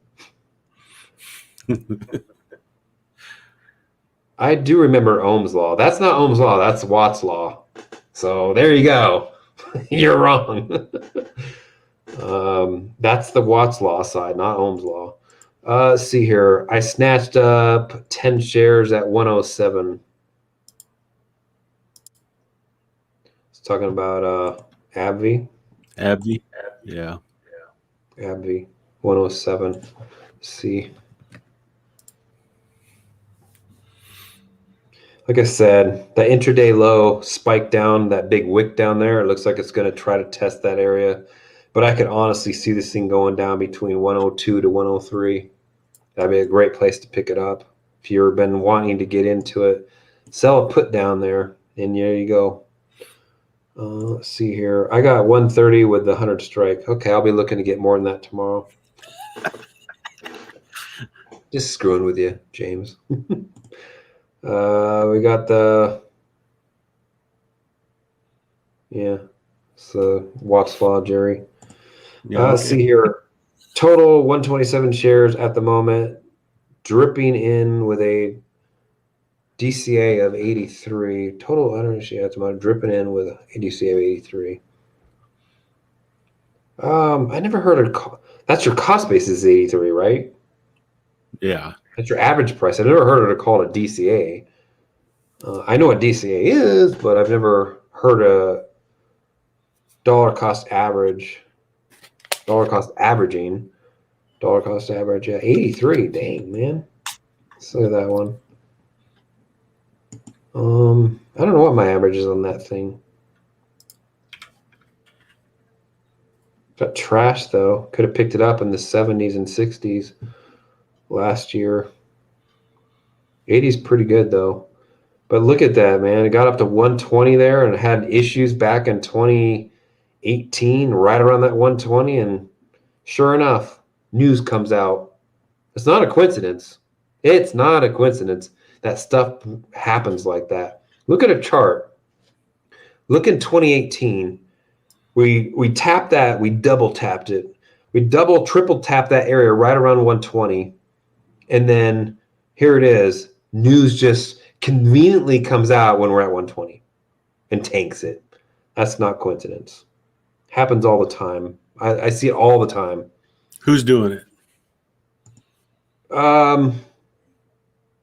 Could be algos. I don't know. Could be the algos. Could be some big fund or something. I don't know. I don't know what causes it, Gerry. I just see it. We need to know these things, Dave. Yeah, I don't know. Dave, are you going to get my video questions? Or did they go to... no, I see them in there. I guess they're in there. I just haven't responded yet. Let me look real quick. You got one from today. Yeah, I see them there. They're both there. I'll get to them. I respond to everybody's question. If I don't, let me know. And, might have been YouTube. But honestly, Gerry, there's also been stuff that I've responded to that doesn't show that I even responded. Does that ever happen to you? Yeah. Or I've doubled responded. Well, I think it's YouTube censoring what I'm saying, because the things that I responded back to were me, talking about Hitlery and all that stuff, and so it's gone. Like it's just not there. So when I put a 1 in there instead of an L or something like that, it'll show up, So I think YouTube's censoring the responses as well. Yeah, I'm sure there's something to that. What's going on, Christian? See here. Hey, Dave. Have you and Gerry ever tried the SPY wheel strategy? Dave has. No, you haven't. Have you? No. You thought about it? The SPY wheel strategy? Well, whatever. QQQ, spy. I'm not really trying to wheel. I'm just trying to make money in the. Well, I don't know if you watched my video over the weekend, Christian, or not, but that's going to become a part of those two other portfolios or accounts or whatever. It's going to be SPY and QQQ. QQQ. I always say that 4 times, but QQQ. SPY and QQQ in there where I'll be selling puts, get into it, and then sell cover calls. If I get taken away, I'll sell cover, selling the money puts or whatever. But I'm not trying to wheel. You know what I mean? It's essentially the retire with less strategy. Without the RYLD. Without the RYLD, with the RYLD in a different account. Yeah. Yeah, I'll have to look at the strategy specifically. If there is I don't know if there's like somebody came up with their own SPY wheel strategy. Is that separate from just a wheel in general or what? I'm up 26% year to date. Selling options definitely helped without performing the market for me. Totally, 100%. I think he's probably. What does he do? A lot of Teslas. I think so. Yeah, bunch of Teslas. Lots of money in the Tesla puts, for sure. So 26%. There you go. That's what 10% above. No, it's not quite 7% above. I think what you're trying to say is since you are selling puts, you are selling them lower than the stock is currently trading, so you automatically have less risk. Yeah, true. I don't know who he's responding to, though. To us. Yeah, that's to say. It allows for a little bit of downside. You can be wrong and still be right. You're thinking USOI. Who, a grateful man? USOI. I did a video on that too. That's an ETN, Gerry. Yeah, you may get a K1 out of that one because it's not an ETF. It's It a says it's fixed an ETN, income, though. but It it's a says fixed income ETN. Let's see here. LP, limited partner. Yeah, I don't know. You might be right on that one. There you go, a grateful man. You got one upped. No, I don't know. It's definitely something I don't want to deal with. I don't want to be dealing with getting. I don't want a K1. I got out of the Fundrise fund that specifically had K1s just for that reason. I don't want to get into something else. But let's see here, Damien. The big difference for investors in U.S. oil fund is that shareholders have to deal with the tax complications of receiving a scheduled K1. Information returned every year they're invested in the fund. Yeah. Look, folks. Who used to say that all the time? Oh, I think Biden says that. Let me be clear. So K1s are actually a good thing in a way for your taxes, but they're a pain. They're actually more tax advantageous than a lot of things. Like you're like a partner of the company, so you get to there's depreciation and all that shit in there. So they're actually good, but they're a pain in the ass to deal with. And I don't want to deal with it, especially if you get one. I don't want to be dealing with having to extend my freaking taxes and all that crap. I want to freaking file it, be done with it, and send that money off to go pay the national debt interest and, not see a dime of it ever back again in my entire life. Well, I'm looking at the USO website, and it's a form. They have form 8Ks, 10Qs. Those are the annual filing forms and shit, aren't they? I don't see any taxes here. I don't know. USO, yeah, solved. You know what? I mean, USO investors, get ready for this huge hassle. That's scary. Well,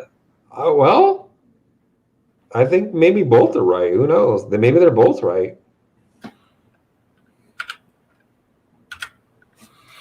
Oh, wait, there it is. Ooh. Yep, it's K1. Not a 1099. It's going to get X'd off the list immediately. Not dealing with a K1. If PD's here, he'd say, well, K1s are easy. Yeah, it's easy when you got a CPA doing it for you. When you just hand over the form. Yeah, you hand over the form, but still, they're going to have to extend your deadline to October or something like that. It's like, I don't want to deal with any of that crap. I just don't. I do my own taxes. I don't want to deal with that crap. Francisco, let's see here. You're hiking the Appalachian Trail, right? Yeah. Are you worried about the wild men, people that live off the land, known for stock hikers and even attack rangers? I've never heard of them. Was that up in West Virginia? Actually, I won't be going through West Virginia. Is that in Virginia? Where is that at? Sounds like a movie. Yeah, it does. Wild man. Wild man. I'm not worried about it though, honestly. Yeah, I don't know.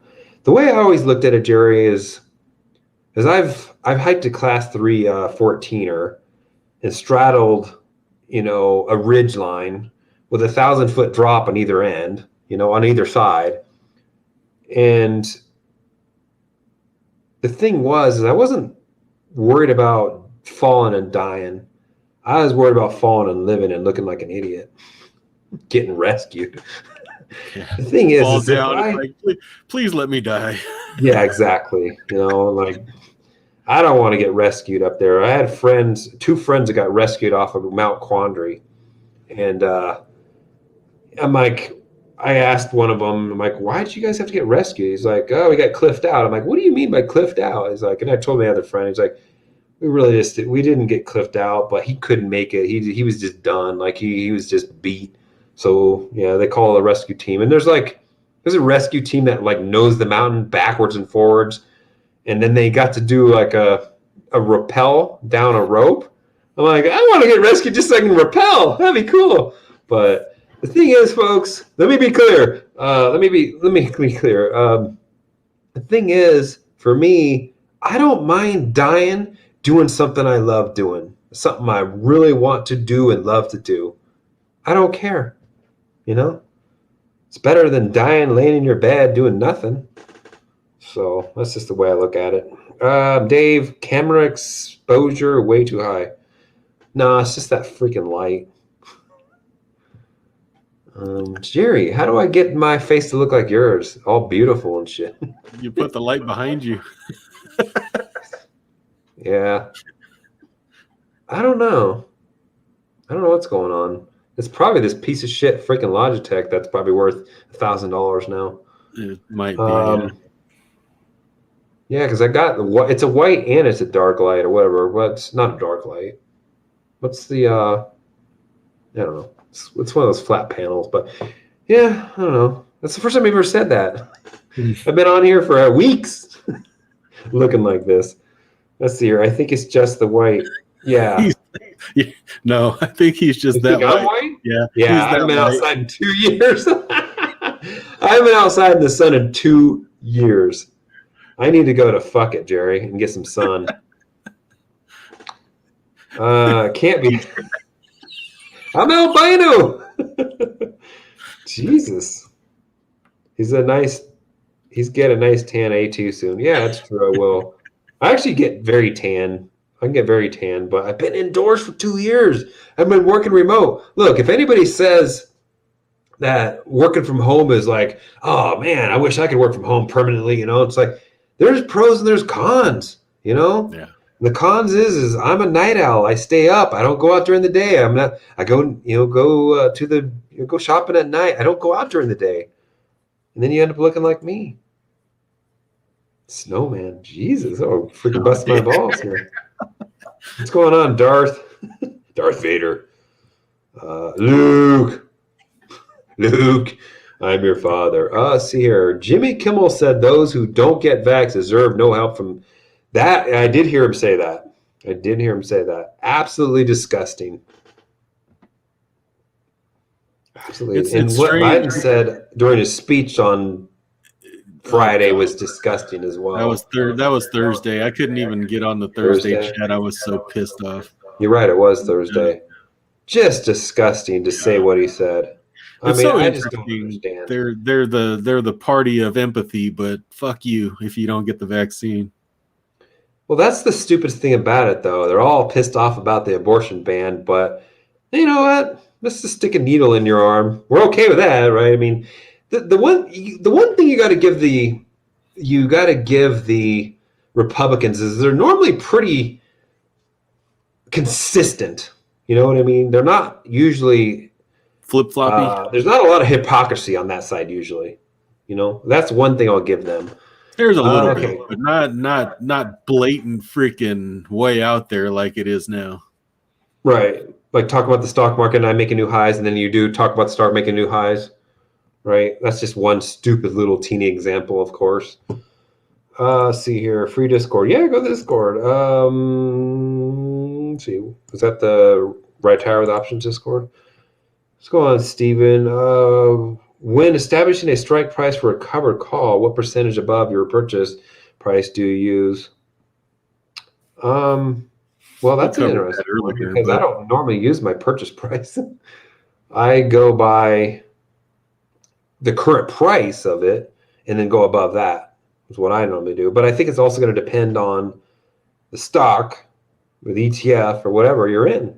So what did you say, Gerry? It's going to be we covered that earlier, but it's going to be you don't want to sell below your cost basis. I think that's kind of what he's talking about. So, it's what when you enter a cover call, the way I see it, you want to get to a point and sell a strike to where you're comfortable with the gain that you're going to make and not regret it if it goes past your strike.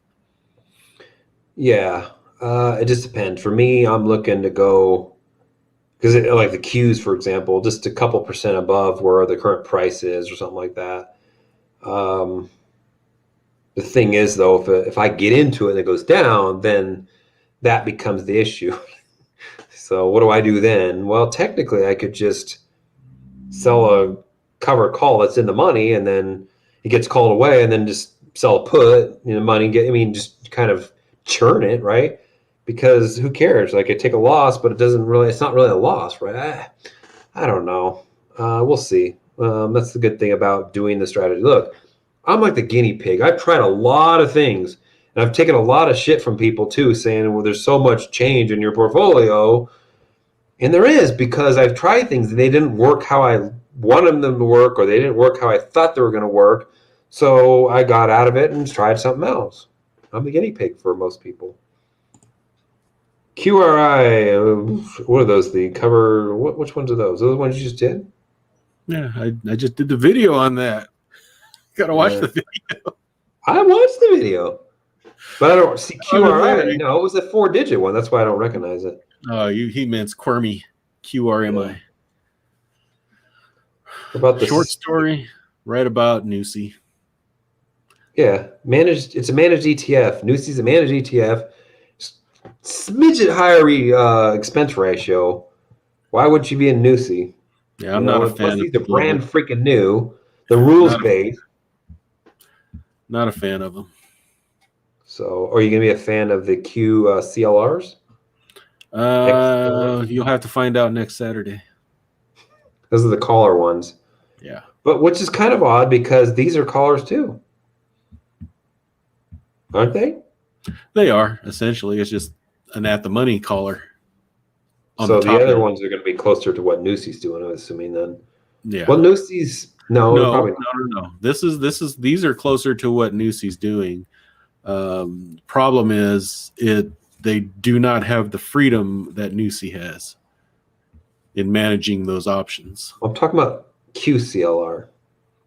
Oh, no. QCLR, more like the strategy of Devo in a way, but with a protective put added onto it. Interesting. But Devo actually But not, sells covered calls against positions, not an that's what I'm index. saying. It's not quite, but So they I own actually positions and they have it, and they're doing cover or a call against an index. it's the index. I like the idea of the other ones, the QCLRs, more than these. Gotcha. All right, folks. Make sure you tune in next week. See here. Not to quote Ron Swanson again, but first of all, taxes are illegal. I agree. Federal tax for sure. Federal tax. There's actually, I don't think there's a law that tells you have to pay it. But the thing is you can't. The government's got unlimited resources. Well, using your money, and they put you in jail, and they can really just ruin your life. So you almost have to kind of comply, right? Even though there's technically no law. That's the problem. That's the problem. We were talking about this too. Like, what would it take for the people to take control of the country? Because we stop paying taxes, but no. I mean, look, if everybody woke up tomorrow, they all had amnesia, they woke up and they said, hey, you know what? You owe us 30 grand for taxes. They're like, fuck you, I'm paying that. Everybody did that, it's done. It's gone. Taxes are gone. That's what I'm saying, though. How can it even happen, right? Because you don't pay your taxes, they're going to freaking arrest you. So it's like, you don't take the vaccine, they're going to freaking arrest you eventually.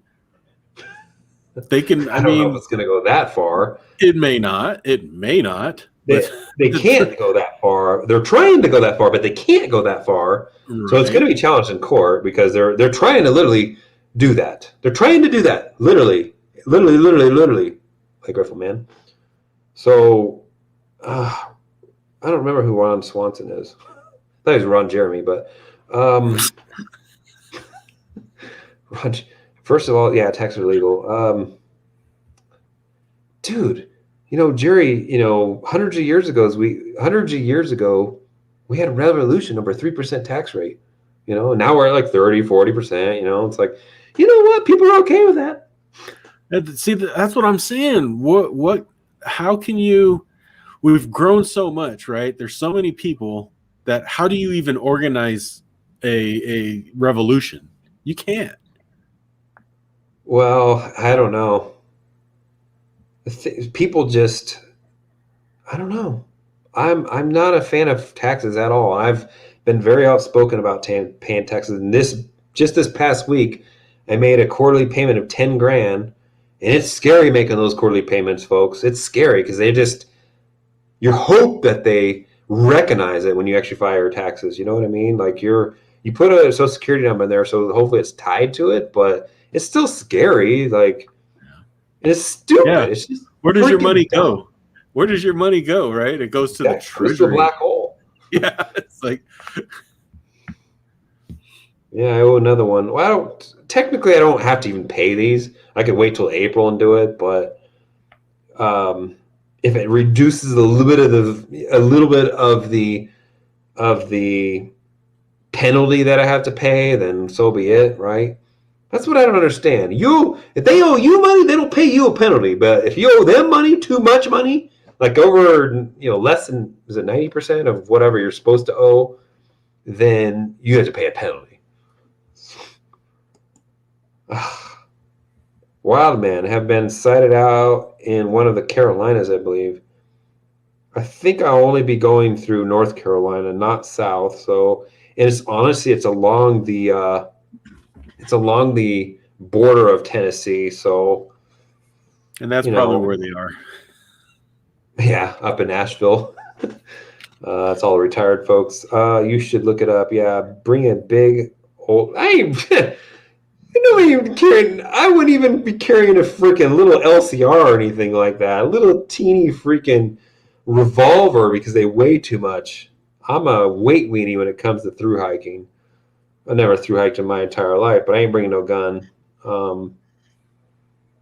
I looked at bringing a gun to the Smokies, and I've already probably told this story, but you have to pretty much just about be killed by a bear or something like that. If you're going to shoot a bear, you have to prove it pretty much that your life is in danger. That's how serious it was to try to bring a gun to the Smokies. Let's see here. I ended up bringing bear spray instead, but let's see here. I've died working in the healthcare. Yeah, you're still alive. Look, let me be clear. We'll circle back in a second here, but this one, Gerry, this one right here, Gerry, we've talked about this with Rebecca on Thursday night as well. Like, if you're going to work yourself to death before you can get to fire, what's the purpose, right? Well, I get it. You can only earn so much money, right? Especially if you have a career field where you're kind of limited, you're capped. Like, you don't, that career field pays 100 grand. You really have to go above that, right? So, okay, you can work extra hours to get to fire maybe, right? But what if you're dead and you're in poor health when you get to fire? Who cares, right? Focus more on expenses, cutting expenses, and what's another one? Expenses and cutting expenses and saving more. living a frugally. Living more frugally and cutting expenses, because that's something you can do right away. So anyways, comes to my mind. Yeah, Darth. Dude, Darth's pretty young, isn't he? I think so. It's the early 30s, I think. She's about my age. Cool. Yeah, somewhere there. They maybe in other parts, but specifically heard about experienced female hikers stalked and then found dead. Oh man. There has been people that have been attacked on the trail, of course, females, whatever, but there has been also people that don't like the fact that these hikers come through their area, and like the areas where the regulars are that go up in those areas and party and stuff. I have heard of that. They don't like that, but whatever. I'm a 6'7" dude, so what are they gonna do? You're gonna bring a big knife? That ain't a knife. This is a knife. No, Gerry. My knife is like this big. It's because it has toenail clippers on it. So, kung fu. Nah. I don't think I got to worry about people. I think I got to worry more about animals more than anything. And honestly, people are probably thinking, you got to worry about bears, you got to worry about rattlesnakes. And yeah, those are a concern, but you know what you got to worry about probably the most? Mice and squirrels. They'll chew through your food bag. They'll chew through your tent. Yeah, that's what you got to worry about. Christian, that's not rolling out loud. That's just laughing out loud, I think. Let's see here. Told you. Several hundred shares back in the first part. Yeah, I think you're right. Hopefully I'll make my CPA mad. Yeah. See, even CPAs get upset about K1s, Gerry. Oh, man. The can is you. Oh, sorry. I was looking over there. I'm getting blinded by my lights here in my white face. See, the con is you realize how much you hate not working from home.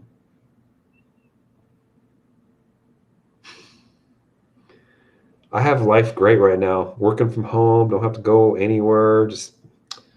But the downside, there is downsides too. You just don't. There's no interaction with people. You don't meet females. You don't You're an introvert. You're a hermit. You don't get sun. You don't get vitamin D. You're depressed. I don't know. There's definitely negatives. It's not all it's cracked up to be.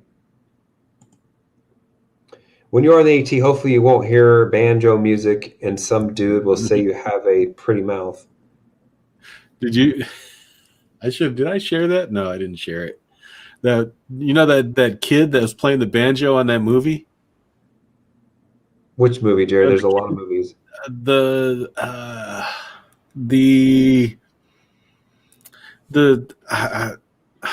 banjo movie? The movie with a banjo in it. Damn it, David. You sure have a pretty mouth. That's what he's talking about. You don't know what I'm talking about? I've heard that. That kid that's playing the banjo looks like Joe Biden. Oh, man. Poor kid. Poor kid, yeah. I don't know that movie, but when you find it, let me know. Not redemption. Damn it. Okay, now I gotta look it up. You got a pretty mouth. You sure got a pretty mouth. Squeal like a pig. You don't remember that? No. Deliverance. Deliverance? How do you know that was it, Gerry? Just type in, I got a pretty mouth, something like that? Yeah. Exactly. Oh, my God. I got a pretty mouth movie. It's a famous freak. I'm surprised you don't know it. It's probably what Chucky's talking about here, too. That's exactly what he's talking about. Deliverance. You gotta watch Deliverance. I guess so. I'm gonna have to pay for it. We'll circle back to that one. So got to use soft white. No, it's LED light panel, but it's got both. What? It's got two different. It's got white and it's got the other one. I just got to probably turn the white down. What's that? Black light? Black light? Not black light, Gerry. Soft white? No, I think white's soft white. And then it's got the other one in there. What's that? Daylight? It's got two lights. It's got a row of LEDs that's white. It's got a row of LEDs that aren't white, and it just keeps going on like that. But I probably need to turn the white down. Although the thing is, I actually look okay on my Canon camera when I do my videos. So that might be the Logitech. It's the Logitech. Yeah, exactly. I'm not selling it to anybody. It's not for sale. Let's see here. Just kidding. Also wore blackface. Maybe it's not just kidding. JK also wore blackface and once had a segment where he told women to touch his pants. How is he not canceled? I don't know who JK is. Do you? Jimmy Kimmel. Did he? Yeah, he put like a freaking eggplant or something in his pants and told him to touch it. Jeez. That's true. That's exactly true. It's a double standard. Look, we had somebody attack Larry Elder, a racist attack against a black Republican candidate, and it was no news story about it at all. Because that's Had okay. that been a Democrat that got attacked by a Republican candidate, Republican supporter or whatever, it would have been all over the news. Non-freaking stop. Freaking KKK. That's what it would have been. That's what we're talking about here. The double standards and the hypocrisy is crazy.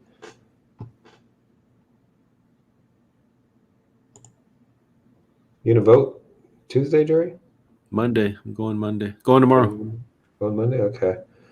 Well, keep your fingers crossed that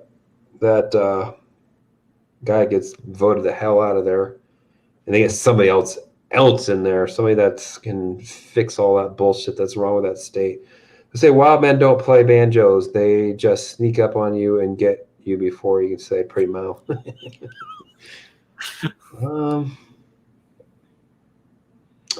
I don't know. I'll tell you this.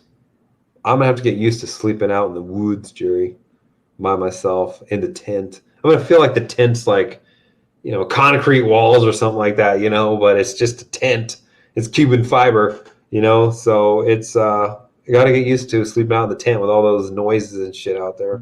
All you hear are just bugs and crickets, and hopefully I hear crickets. Hopefully you don't hear rustling.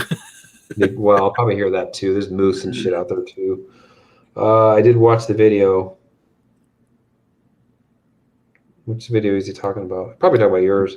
Yeah, I think he's talking about the dividend yield. What we thought the dividend yield is. I addressed that in the video. Yeah, we don't know yet. See here. Any interest in J&J or MMM now that they're pulling back? I already own them. I'm not going to trade any options on them, but I already own both of those. They're in my dividend portfolio as individual stocks. I like both of those. Those are higher up in my portfolio. Both of them are.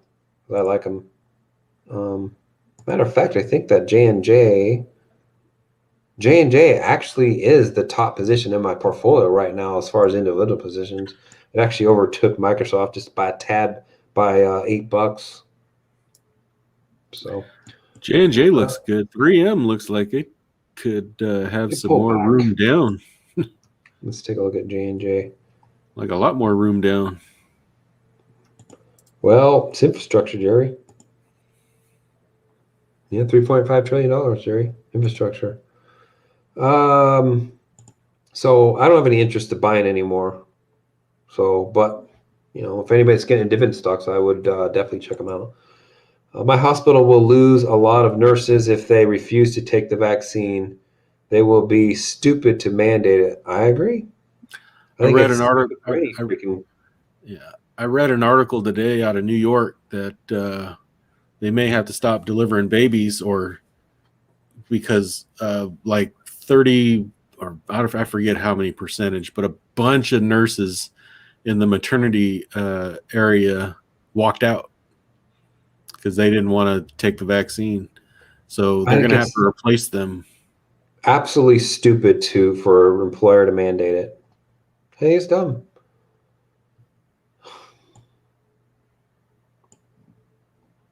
Go on for hours probably talking about that crap. They're totally ignoring one whole aspect of the, and they don't even mention it, the unvaccinated folks, and the people that have natural immunity. It's all it is vax and unvax. That's it. They don't ever talk about the people with natural immunity or people who had it and recovered or whatever. So yeah, there was an article where Crouchy said there's no good answer to natural immunity. Why is that guy still talking? He's totally. He looks. Nothing that he says anymore is credible. Nothing. The dude just needs to go collect his money from his freaking book and fall off the face of the earth. He looks like a complete douchebag. Zero credibility. Zero. He caused the issue too, by the way. He caused the coronavirus. There you go. See here. When you went to public school funded by taxes, you had to be vaccinated against MMR, not smallpox. Smallpox is not a requirement, although I do have smallpox. I got it in the military. This is true. Polio? Let's see, did they do polio? Yeah, they did, I think. Measles, mumps, MMR for sure, but I don't. Polio, yeah, you might have been right. I don't know. But you're talking about vaccines that have decades of history. But I'm still not convinced that these are 100% safe. Probably not. But another thing is they did a polio vaccine, right? And when they first brought out the polio vaccine, they jacked it up.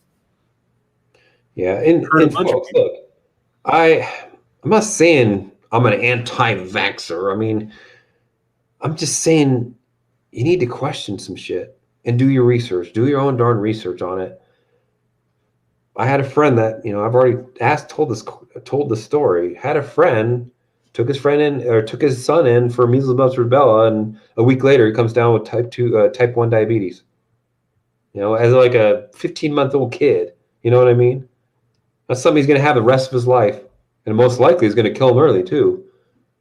Type 1 diabetes. I mean, you shock the body, and the body is just like started to attack his pancreas, right? Like it's. What about autism? What about, I mean, there's a lot of stories about this. Oh, it's been disapproved. It's been disproved. Well, what caused that then? Where did it come? It come out of nowhere, right? Just do your own research and make a decision based off of that, not off of what you're told you're supposed to be doing or you should do. That's all I'm trying to say. I'm not against the vaccine either. I think there should be a vaccine. But I don't think it should be mandated for everybody to take it, especially at this point. There's there's 6 months of research, maybe a year.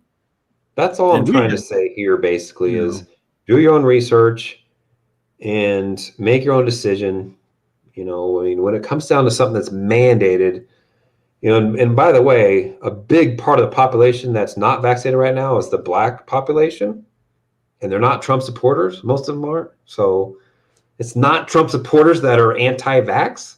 There's some, of course, there's some out there, but the large population that's unvaxxed is Black population, and I don't know why that is. I don't know if it's access or what, but hey, Darth Dividend.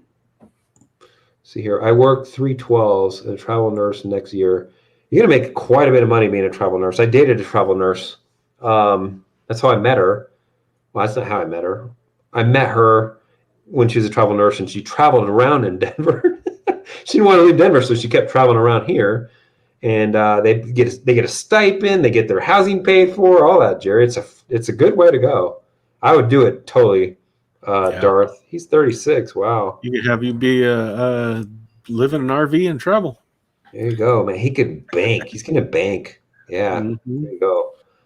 He's 36, so he's just a few years younger than me. Deliverance, Jerry. See, I was close. I said redemption. You're talking about warrants? Yeah. Deliverance. We got some smart folks here. Of course, they're probably all just Googling it. JP. What's going on, JP? Let's see here. What's that? Come on. Know your movies.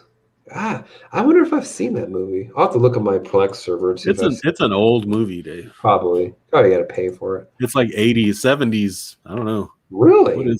Yeah, it's old. Let's see here. Market has been gradually going lower since you started talking tonight. Let's take a look. 1972 was the movie. Talk about, we're up 81 points.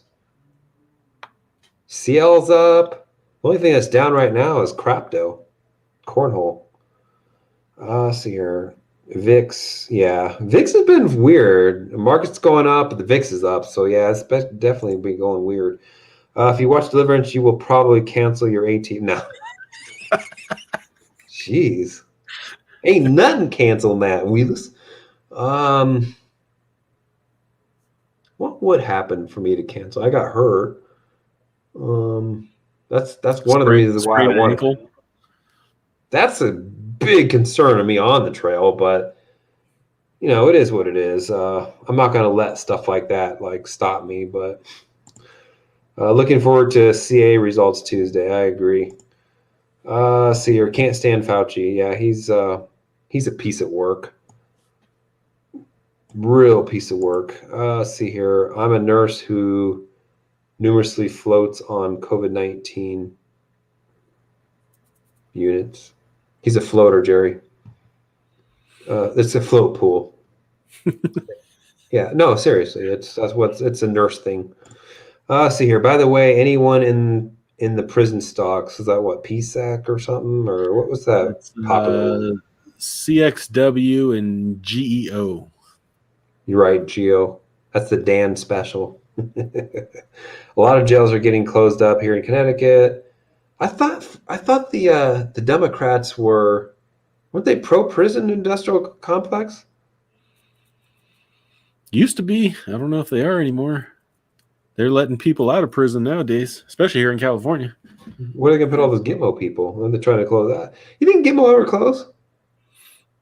Nah. They're trying to close it. I shouldn't say no. Yes, Dart. So I agree, vaccines should be not managed. Yeah. Not, dude. I mean,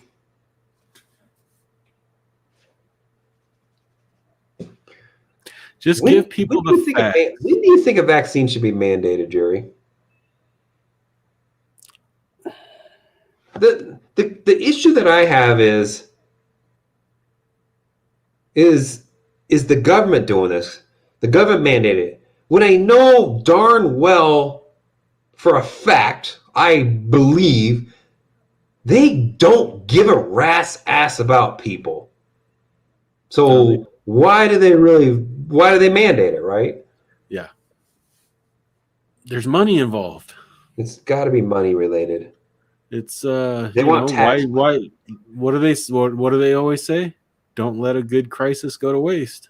If you actually think that the government cares about you, I don't know where you've been living, folks.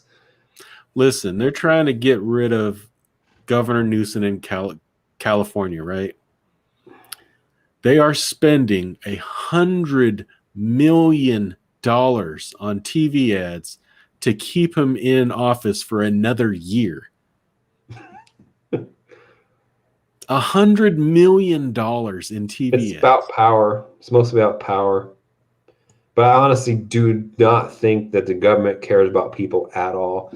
Matter of fact, and we've talked about it in a previous stream, there's plenty of theories out there, or you want to call, I don't know what, I mean, conspiracies, whatever. I actually kind of like conspiracies, but that they want to reduce the population, right? We've talked about this before. They want to reduce the population on Earth by like a third. Maybe it might have been more than that, but so yeah, I mean, let's see here. I don't get why people get so hung up on the U.S. vax rate. Like there are 700 billion people on the planet.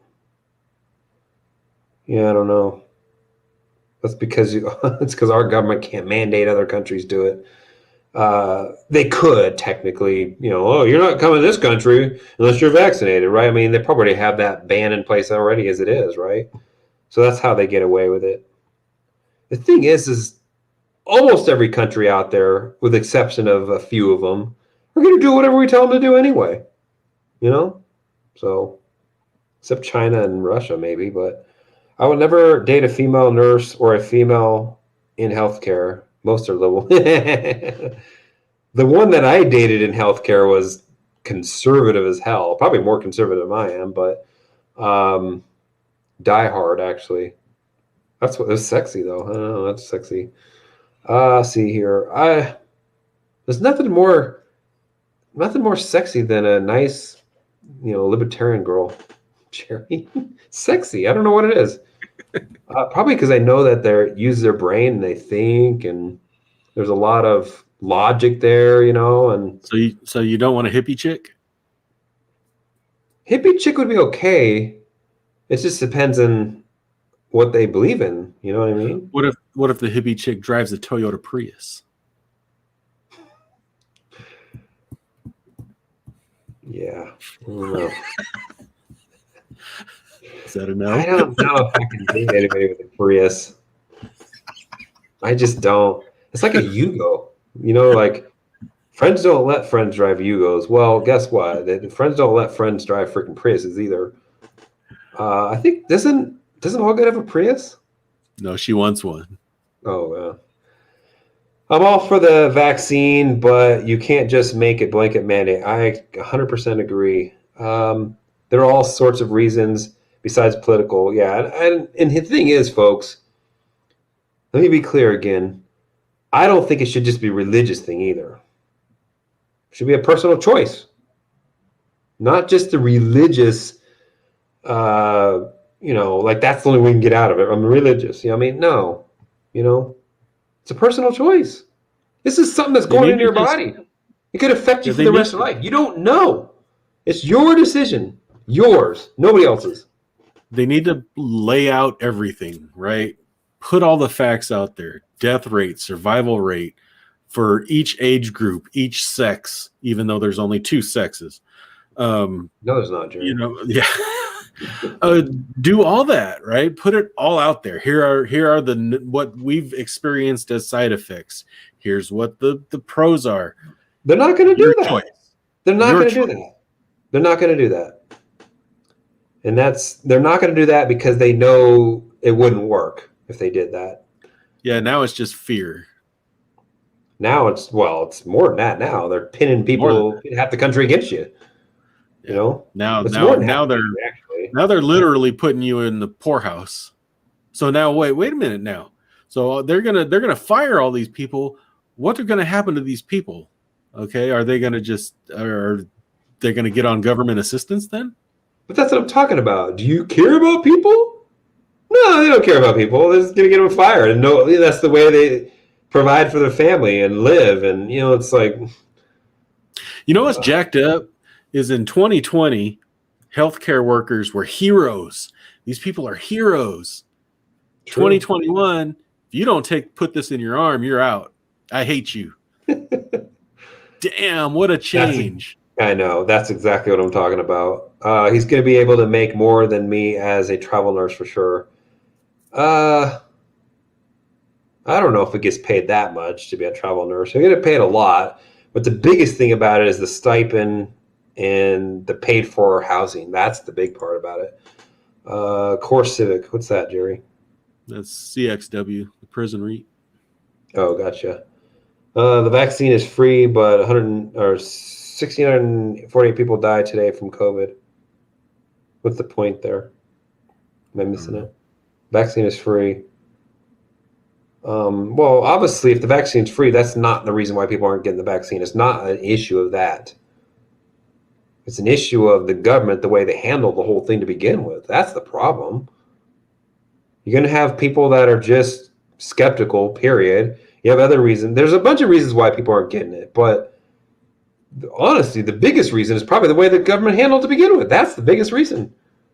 Lying about so much crap. I mean. And Biden ain't helping it by going out Biden there. Ain't helping at all. Our patience is running thin. Screw you. He ain't helping at all. Like that's the worst thing you can do. Pin 2/3 of the country against 100 million people, right? I mean, that's not how you're going to get people to take the vaccine. I'm not vaccinated. Honestly, like I said, I've talked about it many streams. I could have had COVID. I don't think I did because I wasn't sick, but I could have had it. I don't know. I'm not vaccinated. And I was thinking about it the other day. I'm like, I don't know. Maybe I'll get it in the future, after a few years. I don't know. I just don't know. And I can tell you this, the more that Biden opens his mouth, the less that I want to take it now. Because it's not, because that's just the way I work. Anybody that knows me knows that I don't like people telling me what to do. And that's part of the issue. If he's going to come on TV and talk the way he does, it's just going to push me further away from taking it. Yeah. Me and Dave are very similar in that. That's actually how I dropped out of school in the 7th grade. That's exactly how, because we went into the counselor's office and he said, you're not going to graduate. We're going to hold you back. But could you come for the last 45 days of school? Because every day you're in school, we get paid a certain amount of money. I said, nope. Now I'm really not coming. I'm really bad about that stuff. I have no idea why I'm like that, how I got like that. And I kind of have a problem with authority. My brother used to make funny about this too when I joined the military. He's like, you have a problem with authority. Why do you join the military? Like, you're not going to be able to get through basic training. And he's right. I do have a problem with authority because the thing is the way, and I hate when I hear the word authorities on TV. Authorities. Like, look, we're all born. One's got a vagina, one's got a penis, right? We're all born naked. We're all the same. We're all the freaking same. Who gives this person more freaking rights to tell me what to do, right? Like, I don't understand that. This person's exactly the same as me. Nothing gives them the right to be able to dictate or tell me what to do. They're exactly the same. That's why I do not like authority. Don't really respect authority. But all right, let's see here. I was a dad. Oh, DoD contractor. Sorry. When I read it over here, it's just different. But DoD contractors, that's Department of Defense. So I got to watch Afghanistan close up and shut the lights off. Close down and shut the lights off. I decided to change career paths, and I'm back in school. Downfall, went through a divorce and kind of broke, but I got 2 down. He completes it. Got the house and portfolios. She got all the cash. Life is what you make of it. You got the house and the portfolios. That's actually. Yeah. How did you walk out with that? I was gonna say, sounds like you won. Yeah, how many people just have cash laying around? Honestly, a lot of people got houses in divorce in 2008, 2010, 11, because they weren't worth shit. But how did you luck out with a house in the portfolios?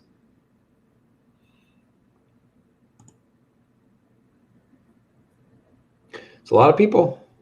A lot of people died for sure.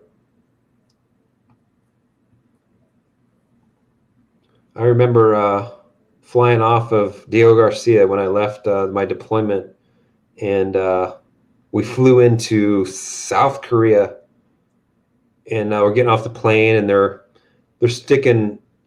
There's masks, and these, I don't know, Korean people and Korean nurses, I think, or whatever, masks on. They're taking our temperature and shit. It was when SARS was going on. We had no idea. We never. I mean, I wasn't watching the news when I was on Diego, and we're kind of, nothing hit us there, but that didn't turn into it because COVID is it's the same. It's a derivative of SARS, right? Yeah, it's been around. But honestly, I think this was planned anyway. This one was planned. This was deliberate. Look at the facts. Fauci. How can Fauci say on the record saying Trump is going to face a pandemic in his yeah, in term? his presidency, in his term, How can he will. We haven't seen a pandemic in years. Like SARS wasn't even really a pandemic here, so and Ebola really wasn't. Fauci right? basically is responsible for all the deaths. I would probably chalk all those lives are on his. He funded it. He released it. He did something. I think China released it just to get to Trump out of office. Honestly, see here, it worked. The house and portfolio she got. Yeah, I don't know, man. You lucked. You got a good lawyer. See here. What she have, a public defender? Let's see. Delta variant is a beast. Well, I mean, is it really? Or is it just what the media is telling you? The media is telling you that it's more commutability or whatever. It's not more deadly. That's what they're telling. That's what the media is telling you. It's not more deadly. Americans cannot travel to Europe right now because, I agree. Rebecca was talking about that actually on Thursday. Mm-hmm. So I was thinking about that over the weekend, actually. I'm like, who knows how long these restrictions will be in place? It's because I do want to travel after I do the AT, and I'm thinking, would I get the vaccine? And part of the reason, folks, is the reason why I don't want to get the vaccine is just because, I'm somewhat young still. I'm just like, I don't know, like maybe I want kids still, and I don't know what the hell that would do. As much as they want to tell you it's safe and stuff like that, I mean, I don't know if it's safe for women. There is doctors talking about it and saying this, like I wouldn't get it if I was pregnant. The doctor's saying that, so I wouldn't get it. That's the thing is we have no idea what the long-term effects are. Even 30 years from now, some new thing's going to come up or something's going to come up and they're going to have no idea where it came from. Right. And even if they could nail it down, they're not going to admit it. But that's the thing. Like if I was, Biden's age and I, had about as much brain left as he had left, I'd probably get it. You know what I mean? Like if I was 67 years old, I'd probably get it right now. You know what I mean? But me being the age I'm at, I don't feel that I'm risky. I don't feel like I'm risking anybody else. If you feel like I'm, you wear a mask then. Like I just don't like it. I don't like what they're doing. But I've seriously thought about it over the weekend. I'm like, well, if they prevent me from traveling overseas, because that's what I want to do, and they just delay it for 5 years, I mean, maybe I'll get it. I don't know,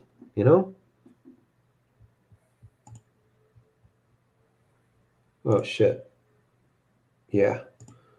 Research is coming out regarding natural immunity. Cleveland Clinic had a big research on natural immunity post-exposure, and people were never reinfected. There you go. Well, there's conflicting results on that too. I've heard people say that if you have natural immunity and you get the shots as well, you have more immunity. I've heard that. I'm a really healthy dude. I can tell you that. I rarely get sick as it is.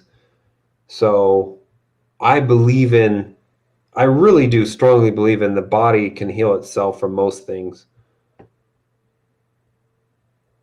I do believe there's actually a cure for cancer too, but there's no money in a cure. So that's another thing is like, HIV has been around for how long?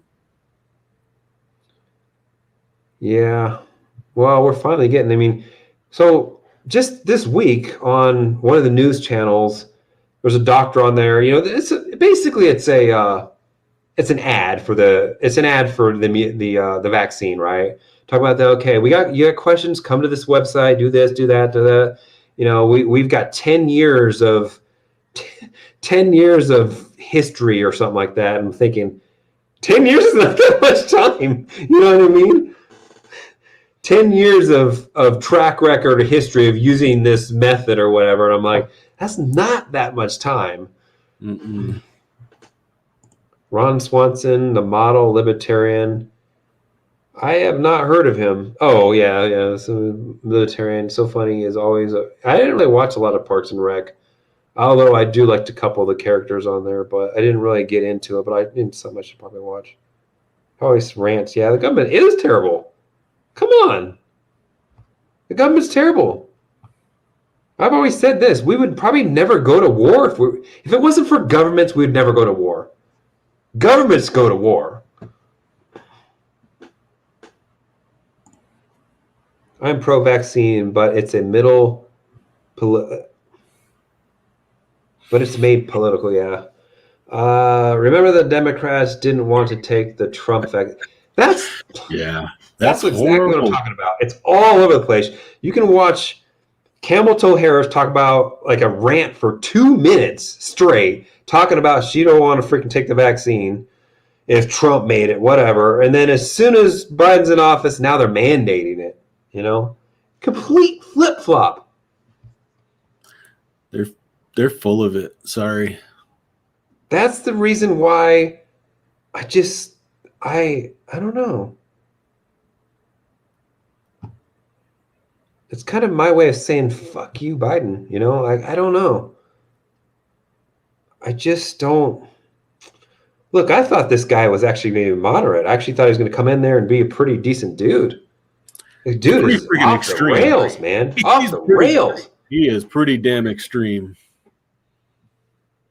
Totally off the rails and just complete, like he's not in charge either. That's the thing. I don't know who's in charge, but it ain't him. That's the thing. Who the hell is in charge? We are living in a country that we have no clue who is leading it. That's kind of scary. That's kind of globalist. I don't know. I just know that this guy is not what I thought he was going to be. Because I was thinking, I voted for Trump. I'm not afraid to admit it. I didn't vote for him last time. I'm a libertarian. The problem with being a libertarian is you just don't. You just don't. You know what I mean? Like, I don't want to participate in the system because it's honestly a two-party system is flawed in a way, right? Because they're both bad. But the Conservative Party is closer to libertarian, right? So that's the reason why I kind of levitate towards that, because I'd rather have something like that than over here, right? So, but I was honestly thinking, I'm like, you know what? If Biden ends up winning, I'm like, okay, it's not going to be that bad. That's what, honestly, I said that to myself. It's not going to be that bad, He's a moderate. I'm like, he's probably a little bit more aggressive than Obama would be, but he's moderate. But it's been a train wreck, Gerry. Train wreck. Been horrible. It's crazy. We were talking about it last night. 30-something% approval rating. That's got to be a record low. Oh, it's a record low. And you're telling me that 80 plus million people voted for this? Nah. No, that's come on. We know it was just a sham. Did I respond to the Trump? Yeah, exactly. See here. Everyone on Twitter is saying to abolish capitalism. The college system has failed. Should we go to a popular vote, Gerry? No. No. You go to a popular vote, it's really going to hurt all the small states. They're not going to really have a voice. That's the reason why the college system exists to begin with. Pretty much the popular vote would just, New York and California, I mean, it's a flawed system. And the reason why they want to get rid of the college system is because they know that the conservatives would never win again. There you go. Look, most of the states is all red. Most of the states are red. All the rural states, even California, rural area is red. Yeah, it's pretty amazing when you look at that map. Capitalism. I agree. Glenn Beck says the same thing, actually. He says the reason why they're doing what they're doing is they want to get everybody to depend on the government and get rid of the capitalist system. Exactly. Look, let me be clear. Let me be clear, Gerry. Socialism leads to communism. That's the gateway drug to it. And we're headed to socialism. That's the reason why people are so hell-bent on not getting rid of the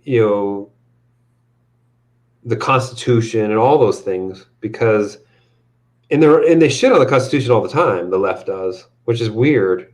It's like they don't actually like this country. You know what I mean? It's kind of odd. That's what it seems like. It feels like they hate America. It does. Really It honestly does. Because they really try to destroy a lot of America, which is so odd. You required us, mandated they get a vaccine, but you're letting millions of people pour in from the South that don't have a vaccine. They don't give them a vaccine. So I don't know. So weird. Let's see. Personal choice is fine when it doesn't affect other people, but when your choice affects me, I disagree. It's not affecting you though. But if you got the vaccine, then why would I need one? Well, if you're worried about getting COVID, then get the vaccine. Yeah. There you go.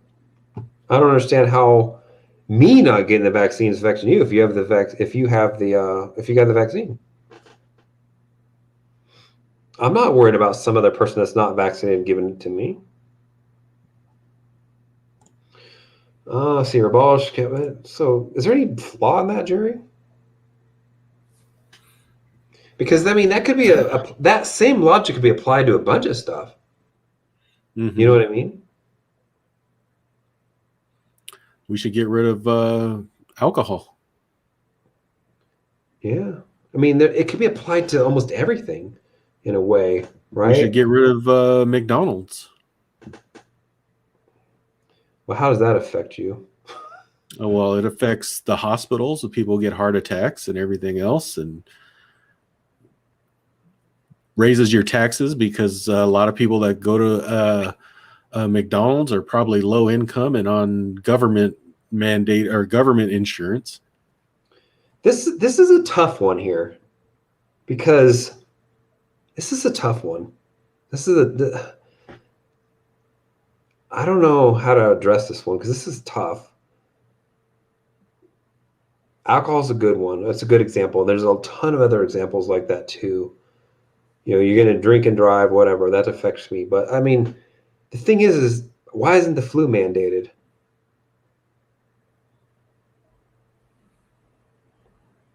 Thousands of people die every year from the flu in this country. Worldwide, isn't it like 300,000 people or something like that? That's a lot of people, right? It's not mandated. In some years, it's more transmissibility or whatever you want to call it than others. It's not mandated. I guess the question that has to be answered here, Gerry, is what should be mandated? At what level should a pandemic be mandated, if at all, right?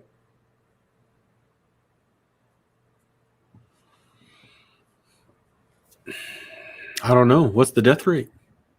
I think that's where it comes into play. Like it's a 50-50 type of thing, right? But we've talked about this before. Like Ebola is a good example. You die too fast, right? So you're not going to. It's not going to spread across. It's not going to spread as fast as people die too fast. So there's probably never going to be a point where we're going to have something like that, right? So I don't know. That's a tough one, Stephen. Abolish capitalism as they type from an Apple product. One thing that Trump talked about when he was president, was he president or might have been before he was president, was forcing Apple to unlock that phone. I didn't agree with it at all. Yeah. That's a tough one too. What if it was national security? That's the thing. I just I don't believe I've given up freedom for safety. I just don't. Freedom is freedom. Because they're always going to come up with some scaredy thing. Dude, I'm way behind, Gerry. Shit. We've been going for 2 hours and 35 minutes. Exactly, Frisco. The same people are wealthy. Yeah, sorry. Let me get through these. When your choice mandates, I put something in my body to make you happy. I disagree. I agree with that. Those hospitals that are fully loaded with COVID cases affect all the other people who need care. Heart attacks, strokes. Well, probably the reason they need a heart attack and stroke is probably because they're indoors, not getting sunlight, or they're eating McDonald's. I mean, that's a tough one. I mean, they're not taking care of their body. Isn't that affecting me? They're having a stroke. I mean, stroke could be a bunch of things, but maybe they smoke, right? That's why they have a stroke, right? I mean, you see them going with that? Like, that's a tough one.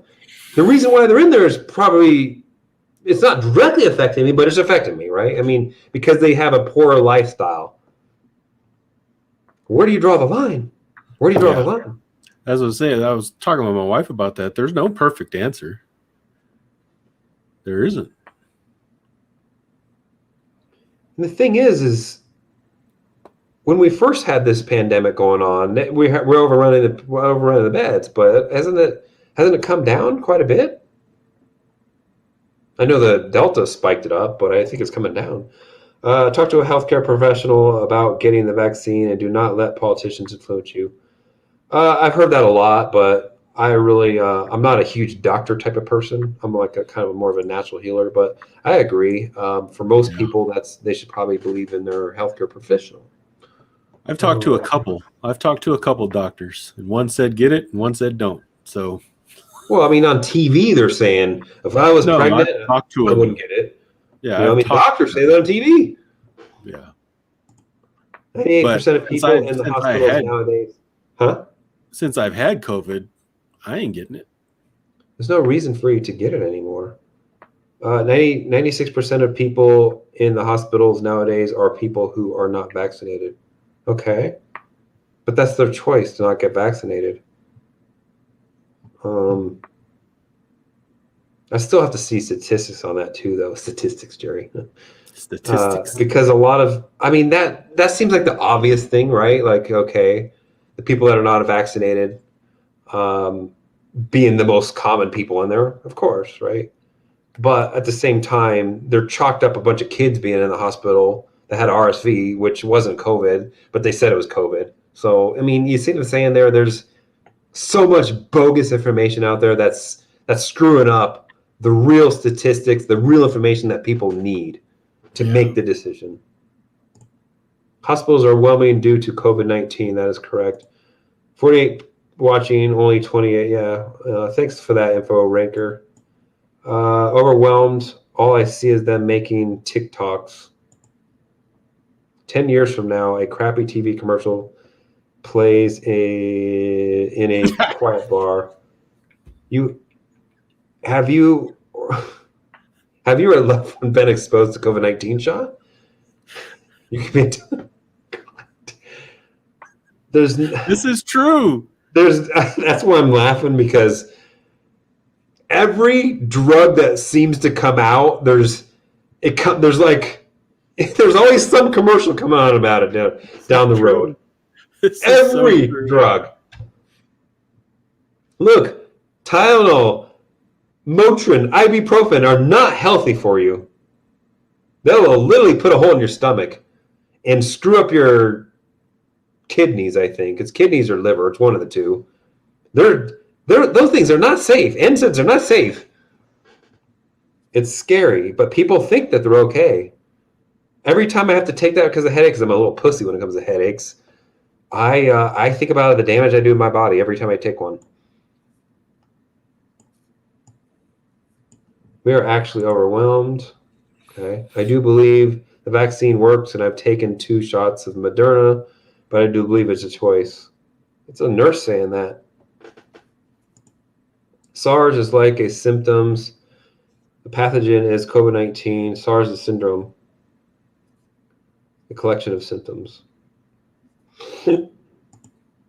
96% of heart attacks are people that are overweight. I agree. Aren't they taking up beds?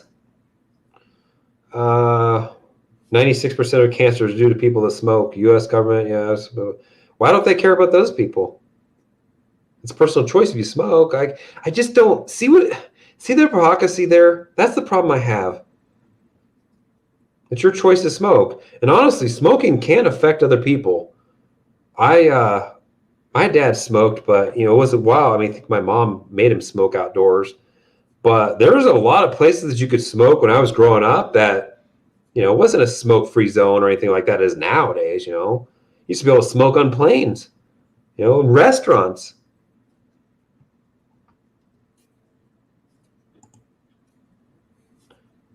She wanted cash and decided to use me for that. Had to sell shares of Tesla, docu. Hope she had to pay the capital gains on that too. What's the most spike? Yeah, disabled vet, myself. Hey, man, thanks for your service, buddy. I don't normally say that because I was in the service myself, and I just don't normally say it. I don't normally really like when people say it to me. When I was at the airport dressed in service uniform and stuff, I really just didn't, it was disabled vet though, buddy. I mean, yeah. I hope that, I heard this from Gerry actually. Biden trying to take benefits away from veterans. No. Because they don't have the vaccine or didn't get the vaccine. No, That's not you. That was you, not Biden, for saying that. That was Dude, not true. These people went to war, and most veterans, honestly, most people that have VA benefits, they're either in for 20 years, they got some sort of injury in the military, okay, either through war or some other way, right? While they're in the military, they got disabled or injured somehow, okay? It doesn't have to be necessarily that they went to war, okay? And then you're going to not give them benefits because they didn't get the vaccine? He's really messing with the VA hospital, but it's not far-fetched that he would go after the veterans too.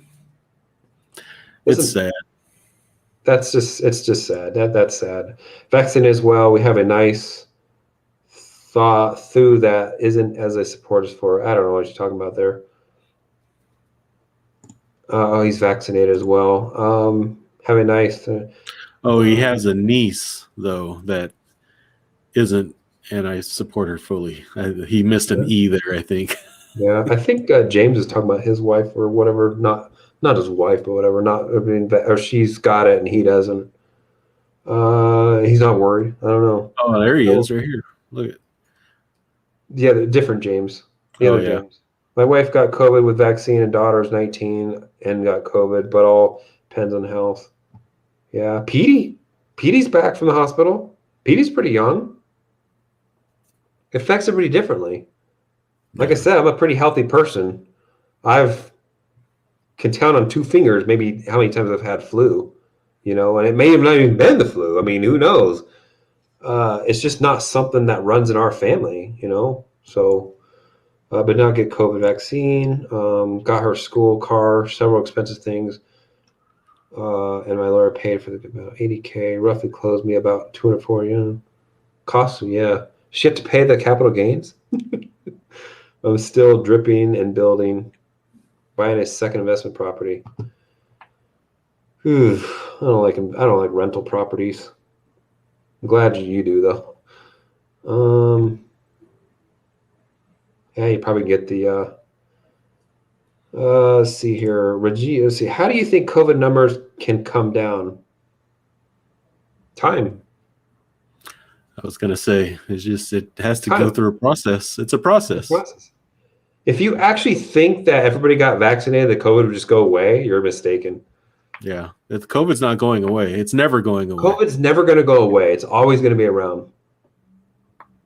The only way it's going to go away, to the extent like that they probably want it to, is time. That's it. Period. Would it go away faster if people got vaccinated? Probably. I'm not going to sit here and be stupid. It probably would go away quicker. It's not going to go away. It go away to the fact that it's the media is pushing it though. Like the politics are pushing it beyond that. Worse than it probably is. Let's say, why are U.S. numbers still so high and highest in world? 100K plus per plus doesn't it surprise you and frustrate you? No. I'll say this. What frustrates me is the media pushing it. That's what frustrates me. I'll just say this: death is natural.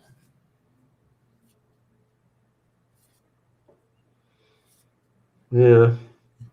It's not going to go away. If they want 100 million people, they say, well, it's 80. They say it's 80 that's not vaccinated. Isn't that beyond the number that they want vaccinated to begin with, Gerry? I think so. I'm just wondering, what would they have done if they did nothing? What would have happened? I think more people would have died, but we'd have been past it a lot faster. Yeah. I think a lot of people would have died, though. But at the same time, I don't, like I said, the government don't care. The vaccine is just a way for the government to implant. That's conspiracy. It's a good one, though. It is a good one. There's a reason why,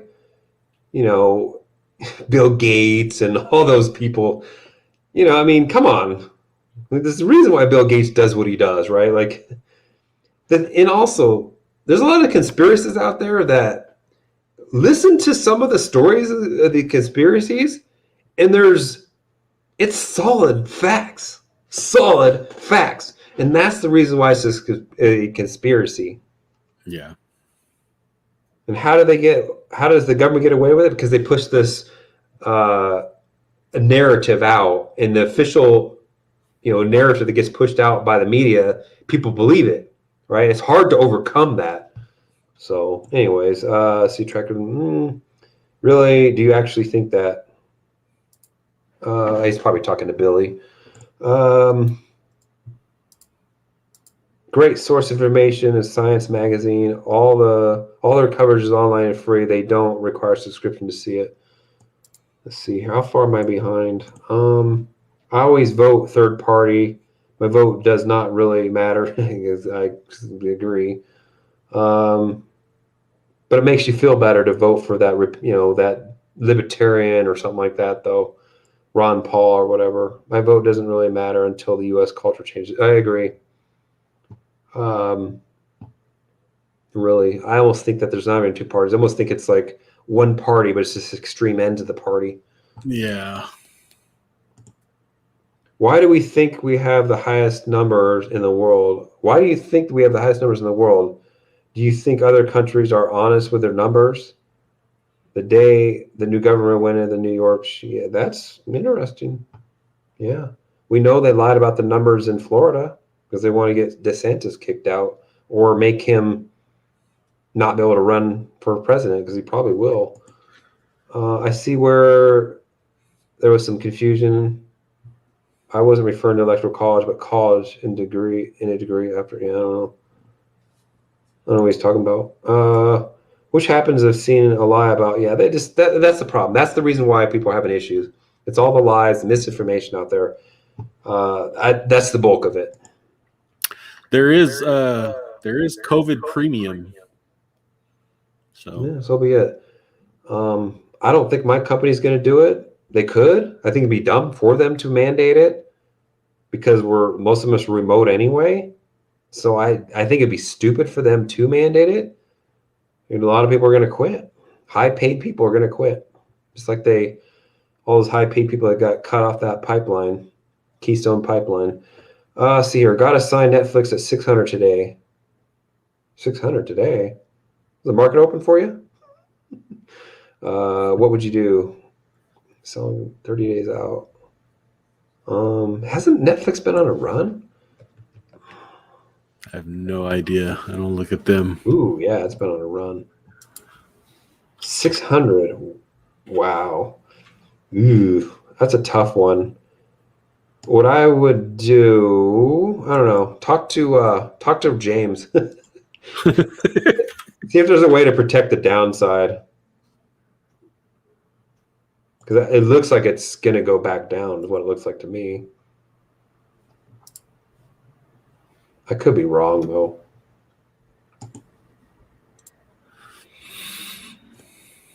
Sometimes covered calls trap you. Yes, I don't like to be trapped.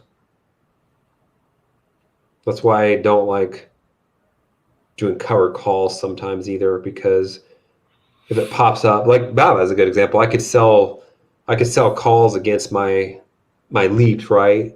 And make some money, but if it spikes up there, then I'm stuck for 40 days, and it's like I want to get out of Baba leaps as soon as I can. It's dead money. Hate to say it, but red or blue doesn't matter. Look at history. Killdozer. Who's Killdozer, Gerry? Ruby. Oh, he's talking about Ruby Ridge. He's talking about Killdozer. Waco. Killdozer was your guy. Oh yeah, I've never heard it called that. Yeah, the Granby Rampage. Ruby Ridge was an interesting one. Waco was a very interesting one. Bundy. Anyone that went against them, gone. Yeah. The government's actually come back because of Waco. They botched Ruby Ridge is what set it on fire. Like they really botched that one. Killed a mother. I don't know if you know the story about Ruby Ridge at all, but Waco's an interesting. Watch the documentary on that one too. Yeah. See, that's what I'm saying is they have so much freaking power. Like how do we even start to say the people have had enough? And that's the thing. The government has so much control that like a normal person you really can't do much against them at all. Like Killdozer's example, because he got tied up for months.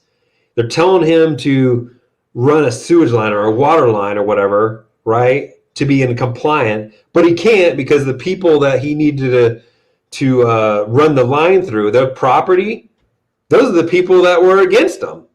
So they prevented him from running in the line. Like you see them, like that's frustrating, Yeah. ICU beds. Hospitals cannot handle the current load. How can they not handle the current load now, but they could handle it before? Like, are things worse than they were in 2020? Hospital bed wise?